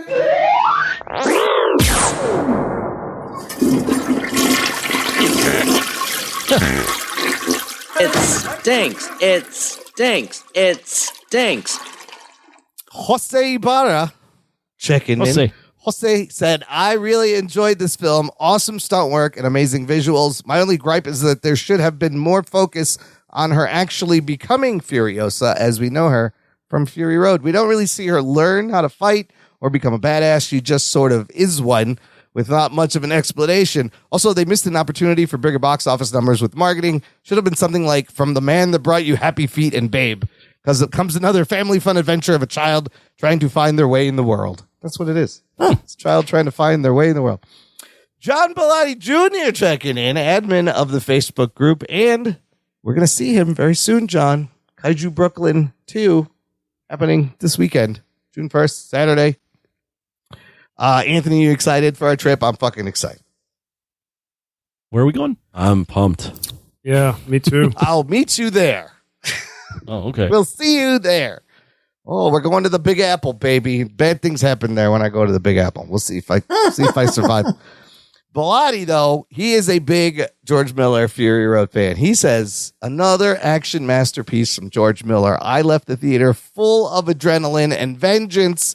I'm happy I still live in a world with George Miller making movies. Highlights include Furiosa's mentor being cool as hell, Dementis, and what I love, how not every single piece is explained of her becoming Furiosa. He liked that they didn't explain it. Oh, yeah. He always does some apologetic Jose stuff. is like, I wish they showed us more. Yeah. Yeah, they didn't need to show it. Some details of her life, he says, are unexplained, like how she got her name. It's not an over-explained prequel, like, say, the Star Wars prequels, which had to show every single development of Vader. Anya Taylor-Joy does a fantastic job with her revenge story and owns the role. 11 out of 10 he gives it. Well, then what do you give Fury Road? What is that? Like a 12 out of 10? Like, yeah. We'd like to know. We'll ask him in person. Did you like this better? Yeah, that'll be a fun conversation. Fury Road. Why? Oh, I knew he would love this movie, though. You could tell. Oh, yeah, of course. Yeah. And then Jesse Rodriguez posted something that he wants our thoughts to. He says, I want some initial thoughts, and he has posted the new trailer for Beverly Hills Cop Axel F. It's coming out, I think, in July on Netflix. So, you want our initial thoughts? Anthony, you saw this trailer? I did. Initial thoughts, what do you think? I love Beverly Hills 1. I think 2 is pretty solid as well. I haven't seen 3 in a while. I heard it's not that great. I watched it 3 as a kid, and I thought it was fine, but probably not that good. Beverly Hills 4 has been in works forever. Yeah. I like the franchise. I like Eddie Murphy. I don't think it's going to be good, though. I don't think this is going to be good. I don't know what it is. I think a lot of it, part of why I'm feeling that way is there's a lot of like big stunts in this, big action scenes. Helicopter stunt. And Beverly Hills Cop, at least number 1, even 2 to a lesser extent, was never about the big action. That's true. There's action scenes, but it was more about Eddie and like him being this Detroit cop in Beverly Hills and reacting to things around him. So I don't know. I think they're going like really big on this for what it seems like. Yeah. It feels like when Bruce Willis in the Die Hard films where they were like, he's old. Yeah. How do we prove that an old guy can still do this? Let's just make the action scenes even bigger and bigger. Yeah. So it looks like, and it's well, but it's fine, but that's not really the essence of like why these movies were great. So that's I don't think it's gonna be good. I'm gonna watch it. Okay. I don't think it's gonna be good. Okay, so we got one we'll watch. Not gonna be good. Ruggs, where do you stand? I'll watch it, but I know it's bad. I know it's gonna be bad. I think you know what, this kind of gave me a little bit of hope. It has it's got like the tone of optimistic Eddie. Eddie looks great, and I love that Rosewood and Taggart are back. Bronson Pinchot is in this as Serge. What's the last good Eddie movie that came out? Oh man, I'm gonna say that the one about Dolomite. There was one a couple years ago. Dolomite was good. Dolomite is My Name. From 2019, then he does Coming to America for Amazon. It's not good. Not good. So I don't think if it's going to have the Eddie. Then he did curse You on this. People with Jonah Hill. I didn't even bother watching that fucking movie. But the only thing that makes me nervous is like these are Netflix movies, and we'll get into some Netflix movies that the stuff they're putting out, and I don't know why they spend a lot of money and they're just like mediocre to not good, unfortunately. But that's interesting you said about the stunts. I didn't even think about that you're right, that there's like helicopter stunts and he's driving a truck through a fucking house. Yeah. So you want to know my theory about Netflix is? Yeah, what's the deal with the Netflix? They got such deep pockets that they're just not even vetting anybody there. Cause when you have like no money and you got to like hire someone to do something, you really like look for reviews and you look for like every little thing that they've done wrong. You get like word of mouth. When you got Netflix money, you're like, all right, that guy, just give him some money and we'll make a movie. And let's see what happens. Well, okay. Speaking of Netflix movies, let's just roll into what are we watching. And Ruggs, I think you watched the new J-Lo movie. I did indeed. I also watched this. Anthony, this movie's called Atlas. Have you seen any trailers? You heard I've of heard it? about it. Nothing. I got nothing for it. Okay. I can't tell you what it's about. Ruggs. Even about. What is it about? What did you think? It's about J-Lo. And J-Lo must overcome her hatred of AI. It's J-Lo and AI versus AI. So she has a traumatic event due to AI in her life, and she spent her whole life trying to bring down this evil AI, who is now formulating a plot to destroy the Earth or take over the Earth. And so she somehow gets herself shipped out on the team to go and stop him, but it was all a ruse. And now she's got to try and work with an AI to get the fuck out of there and end this evil AI. And she learns to love AI to the point where she shows her boobs. No, she doesn't show the AI her boobs. No. But that would have been a better ending. A great thing to see. That would have been a better ending. But so that's the story. It's fine. It's like it's a character goes through an arc. Very predictable arc. It's very predictable. It's very generic. It's a little derivative of a lot of things. And she's trying to act in this movie. I don't know what movie she thinks she's in. The most unbelievable part is Simu Liu is as the evil AI terrorist robot. Like, I just don't buy. I'm sorry. Simu Liu is not an evil AI bad guy. Right. That's not working. So there's this mech that she has to be in, Anthony, for a large part of this movie. It's kind of like you sit in this bubble and you strap in and you control the body parts. And the compositing the CG of her in this thing every time is so bad. She's like floating around. Like, it was so noticeable. And then they do a little bit at the end. What movies do they crip from? There's a little like Revenge of the Sith, like Pacific Rim, and it's very predictable. It's just, and it looks really expensive, right? I'm sure they spent a lot of money, but it's not. It's a movie. It's a movie. It's not. It's like a. It's like a 5. It's absolutely 5.5. a 5 out of 10. Yeah. But I don't understand. Again, I don't understand what Netflix is doing. They're just okay with like getting these stars, throwing all this money. They just make movies. Just make it okay. There's another one called Trigger Warning with Jessica Alba. It's coming out soon. Also looks fucking. Oh, I'm gonna watch that. Looks generic as fuck. Can't wait to see that generic ass movie.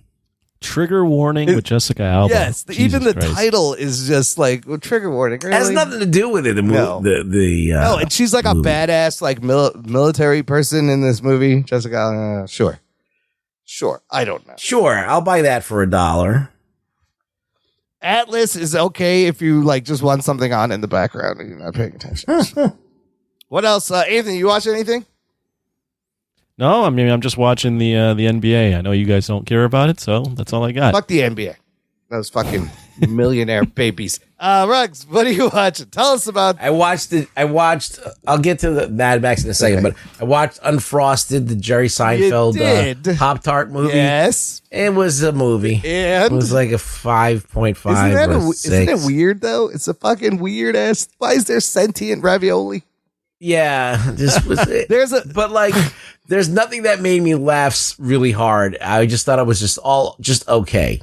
Nothing like I wasn't blown away by it. Yeah, you would think with all the cameos and the jokes coming a mile a minute, like half of them are okay and the other half are like. Then they did a January 6th thing, and I'm like, oh, my God. There's a scene where all the mascots attack Kellogg's, and Hugh Grant is dressed as Tony the Tiger, but he looks like the shaman dude from January 6th. Yeah. And they rush the thing. There's another scene. There's a funeral for a cereal mascot. That was weird. Where they put the guy in the coffin and they put him in the coffin in the ground. And then these mascots come out with these giant boxes of cereal. It says funeral size. And they fill the hole with cereal. And then, of course, what are they going to bring out? A giant thing of milk. And they fill the milk in the grave. And then they stir it around. And it's a proper mascot send-off. It was very strange. It's a very strange movie. Would you recommend it? It's a little bit. It's interesting. It's weird. I don't know if I'd recommend it. I'd just be like, because I kind of was like lost interest halfway through a little bit. But I watched the whole thing. I think it's okay. Okay, it's okay. Right. Not great. All right, let's talk about more Mad Max. Tell me about this. All right. So because I watched Furiosa, I was in a Mad Max kind of mood. Yeah. So I'm like, you know what? I haven't seen in a long time. The original Mad Max, and I haven't seen Beyond the Thunderdome in a while. So I watched Beyond Thunderdome first, and I was like, oh, he does get to the green place. I forgot about that. I did not know that. and he finds a green place. I don't know if it's the green place, but it's a green place. But I found that movie was kind of like two movies smashed together. It was like a Mad Max movie and like a Peter Pan movie smashed together. Right, because don't they like he finds kids that like worship him or something? Yeah, he finds kids and they think that he's the chosen one and he has to like lead them out and whatever. And it was like an uneven movie, but I think it was actually, some of it was okay. Okay. The first Mad Max is weird. Yeah. It's a weird movie because Max is a guy. Yeah, he's got a last name. I can't remember what it is. It's like Rakatowski. Rakatowski or something. Yeah. And he's a cop. He's like the last of the cops. There's like a dwindling police force because the world's starting to fall apart and like, law and order isn't there. And so but it's like filmed in the country. It's not in the desert. It's not in the desert. It's the Australian. It's not a wasteland. It's like in the country. And there's towns and there's other people and there's a little bit of civilization still. Yeah, it's like you're doing it in like Colorado or something. I mean, this is essentially an independent film that he just fucking made for $1 million. Yeah. So, and he's got a beach house and a wife and a kid. Yeah. It's not the same Mad Max that we know. Yeah. But by the end of the movie, he becomes Mad Max because he witnesses the tragedy of his family. So, and he's not in the movie for like the first maybe like 40 minutes. Yeah, it starts out with like different cops on this chase scene. And finally, Max just sitting there doing nothing. He shows up and he's like he's like, you're my last hope. You got to fucking catch this guy anyway, there's a guy called the Night Rider. And he's like this notorious criminal and they finally get him. They give him a chase. And they all get wiped out by this guy. So it's up to Mad Max to stop him. And that's how it goes. So now when he kills this guy, he finally kills the guy. Then his gang comes to town looking for revenge.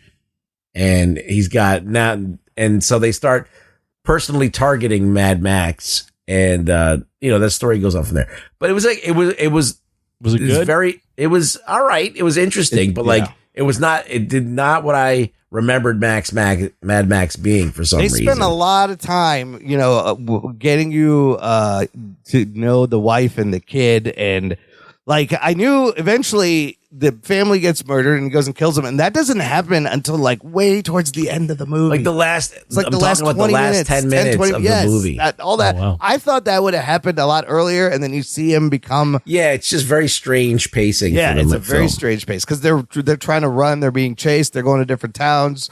They're essentially just having a vacation in this RV. And these people fucking find him. So I just really I forgot about this movie being set in like society. And then by the time you get to the second one, it is full on wasteland. He is a myth. So there is a big chunk of the story missing there. Yeah. So anyhow, he does end up getting the car and the leather and all because he's a cop. He wears the leather. Yeah. By the end of it, he puts all that shit on, and then he gets revenge. He kills them all, and the movie just ends. And it's just over. It's really strange. It should have ended with a bomb. Yeah, from what I saw or heard, it's like it was just a different. Like no one had seen anything. Yeah. It was just the tone and the way it was structured. It's so odd that it was just. It's a it memorable. Had great chase. It still had great car chases and stunts that were done. All the practical flips and the explosions and the crashes are very good. Right. Like you're like he's fucking doing that, and I don't know if he was like a lot of it. He wasn't. No, they were going rogue. They had no idea what they were doing. They didn't know what they were doing. But I think the movie overall makes like $100 million and it gets really popular. So it's like one of the most successful indie films until the Blair Witch comes along.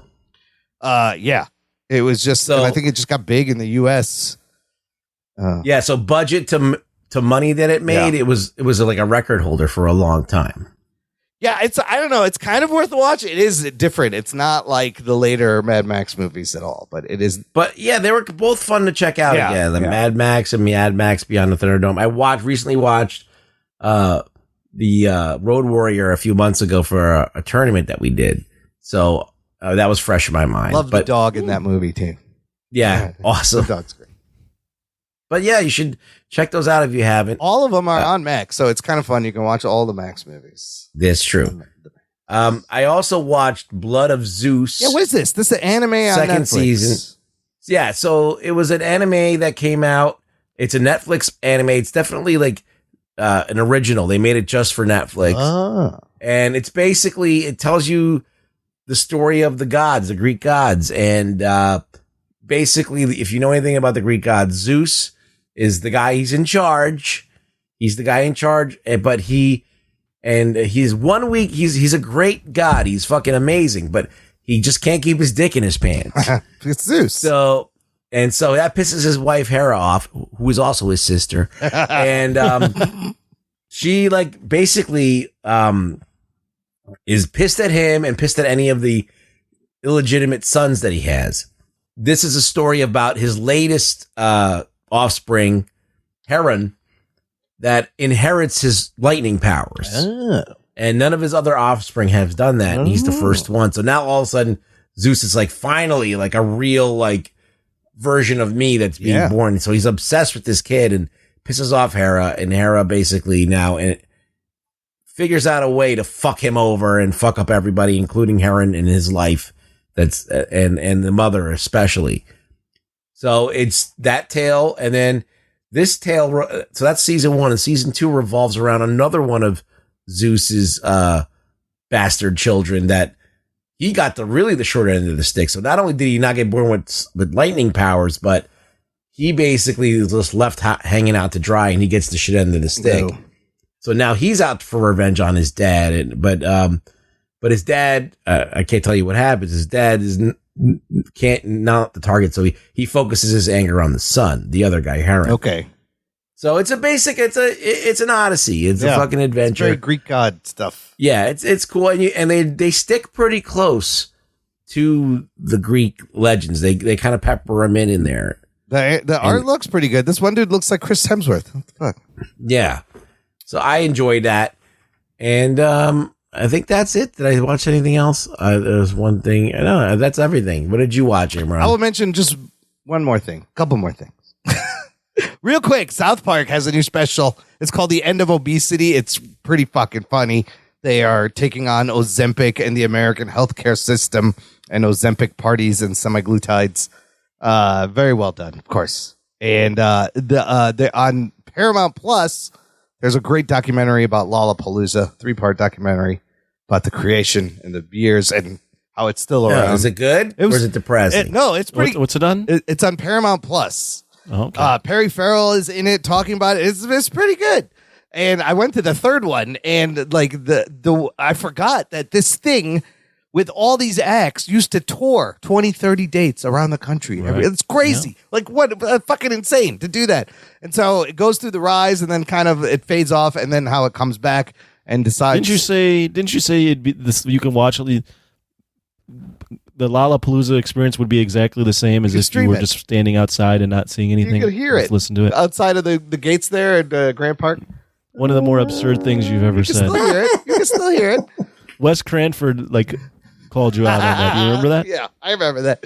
Look, the kids in there are holding up their phones, recording it. They're not watching it either. Get the fuck out of here. That's not what. It's just as bad. That doesn't even make. That has nothing to do with what you said.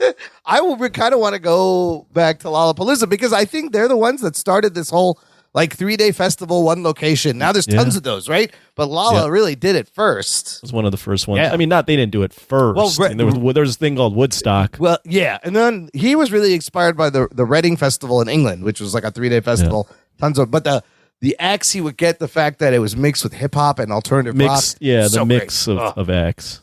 Then it got a little, but then eventually you end up with Lady Gaga and Miley Cyrus, and it blows up and. It's a different thing now, but they still try to find local talent and smaller bands and then big bands. That was really good. And then there's this show. Did you look at the lineup for Lollapalooza? No, who's going to Lolla this year? That's a good. I want to go to Lolla. You didn't even look at the lineup. I don't know.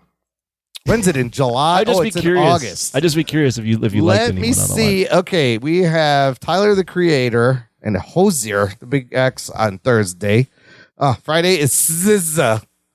Stray Kids, never heard of them. Saturday, The Killers, heard of them. Future X, Metro Boomin on Saturday. Did you say Future X? Future. Is that 3 people? Future X? It's Future and Metro Boomin. Godzilla X Kong. That's what it is. Yeah. Future Metro Boomin, who did they were on the soundtrack for Across the Spider-Verse, I believe he did. Sunday, Blink 182, Melanie Martinez. And then, of course... This year, I don't think they... Well, the Blink would be like the one of the older... Yeah. To appeal to an older crowd. They usually throw in one or two. The Killers would be good to check out. Killers, yeah. Sometimes you'll see Paul McCartney there, or the Chili Peppers are always there. Oh, yeah. Yeah, I mean, the original Metallica's lineups... been there. The original lineups had Pearl Jam and Soundgarden, Arrested Development, Ice Cube, Ice-T. Like, it was fucking crazy. But, the doc was great with great 90s footage. So, no, I'm not going. I'll just watch this on YouTube. I don't need to see. But let me mention one last thing. It was kind of cool. Netflix has a bunch of great Korean shows. I randomly checked this one out called The 8 Show.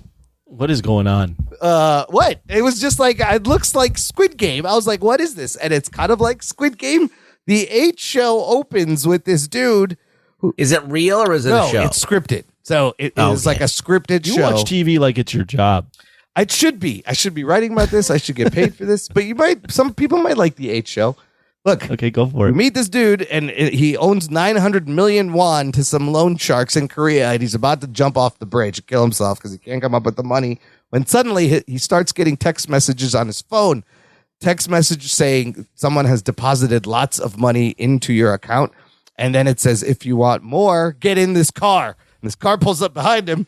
He gets in the car, drops him off at this theater, this stage. He walks in this empty theater. On the top of the stage is this table.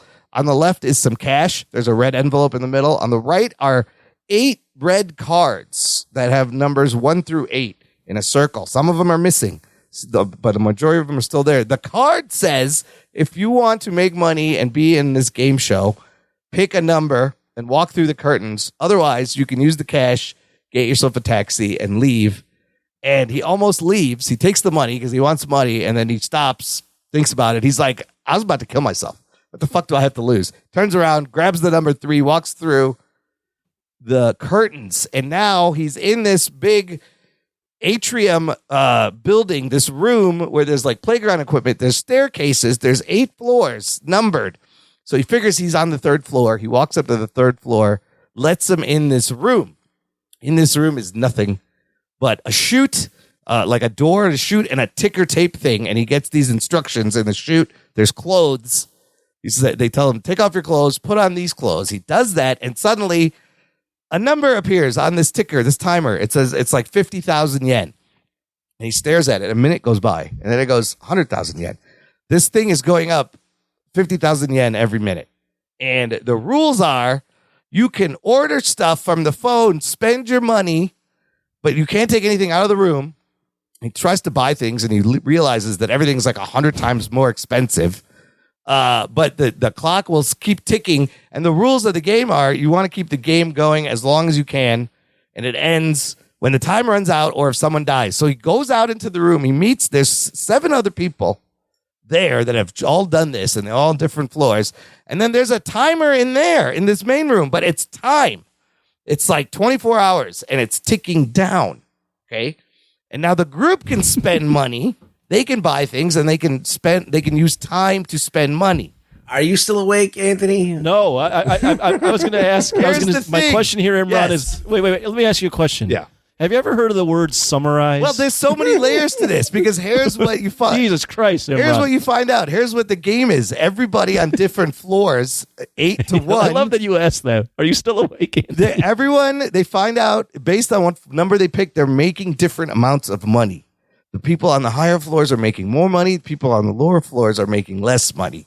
So now this game is if you do activities, the time extends, but there's layers of class and the people on top not wanting to do work because they make more, and the people on bottom, they take sides. There's crazy twists and turns throughout these 8 episodes to find out who wins this fucking game. How many episodes did you cover just right now? That was just like the 6? First episode. That's literally the first episode. Oh, Jesus Christ. You couldn't summarize the first episode? There's still more. Yes, it gets crazy. So it's a remember that? If you ever seen, is it good? Jesus Christ, Imran. Is it? Let's just go with it. Is it good? I liked it. If you like Squid Game, and it's kind of like Squid Game meets that movie, The Platform. A little bit of Fight Club thrown in. It gets fucking dark, and it makes you think about power struggles and people and class and how people deal with each other in these. It was good. I really liked it. It stuck me, and I had to find out. Sorry for the long-winded fucking explanation, but I'm going to give a recommend, and I'm going to summarize quickly. Yeah.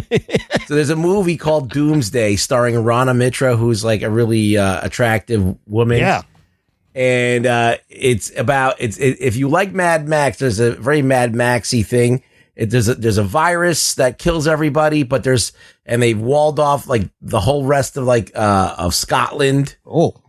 Because the virus is killing people, so they build this wall and they lock everybody out in this quarantine zone. And she has to go she's like basically like has to go into the quarantine zone to try and they hear that people have survived. So she's going to go and check this out. And she has a mission that she has to try and find the cure. So she goes into this wasteland now that's been shut off for like years and years. And all these people are like feral. And they're a lot like Mad Max bad guys. They got the fucking shoulder pads and the weird fucking shit. And she's basically a ripoff of Mad Max going into this wasteland, and there's car chases and all that fun stuff This too. good from 2008. I think it's about like a 6.5 or like maybe 6.75. But if you like Mad Max and you're hankering for something like it, check it out. Another post-apocalyptic thing. It's a very small budget movie, but she's great looking. She's great to look at. So that makes it. What's her name again? Rona Mitra. Rona Mitra. Yeah. Rona Mitra. Okay. Well, she was in the Underworld movies. Yeah, she was like in the Lycan. Yeah. Oh, she was on Supergirl. Yeah, I do remember her from back in the day. Yeah. 2008. Yeah. Rona Mitra. So it makes it easy to watch. See, I summarized very quickly. You did, and you threw in a hot girl too. See, Imran, you could take a few pointers. There's some hot Korean girls in this show. There's the girl. Are they? I don't know. On the 8th floor, it's like this princess girl who doesn't want to do any work. She's pretty cute. I don't know. You summarized the entire episode. It's an 8-episode show, and it's a complex setup. There's a lot of things going on. And you took 20 minutes on the first episode. I didn't want to give away the whole thing. An episode. I was just like, I'm going to be quiet and see how episode long he's 2. going to go. I'm not going to interrupt him. And then it went I think we were like good for like 4 minutes. I was like, all right, now I got to burst in here. Fuck you guys. I'm editing all that out. No, I'm just kidding. All right, look. Motherfuckers. Check out The 8 Show on Netflix. In episode 3, let me tell you what happens. That's it for this week. Next week, because I don't want to do any work, we're going on that trip. We're going to have Delhauer come and do all the work. And hopefully, if all goes planned, we should have a What the Fuck Happened to Blade Trinity. Oh, shit. Very exciting. Maybe he will say this. Some motherfuckers are always trying to ice skate uphill. Probably not. I have to watch Probably that. not. So that's your homework. Ruggs, where can the people find you? Rug Boy Show on X. Anthony, where the Pitbulls can find me. The find you. The Pitbulls, the Pimples. You can find me in New York with you. Yeah, we're going to be in Brooklyn and Manhattan up in that bitch, baby. We'll be in you, Manhattan. We're coming for you, New York. Look out. Okay, it'll be fun. In the meantime, check out our website, share the show, tell all your friends to listen to my 20-minute recap. They will love it. I guarantee you. Thanks for listening to the Jock and Nerd Podcast. My name is Imran. My name's Anthony. He's the Jock. He's a nerd. We'll pip you next time. Sometimes it may be good, sometimes it may be shit. Thing I offered you a chance to be a cop, and you blew it. Yes. I see that you know your judo well. I've missed you, sir. Jock and Nerd.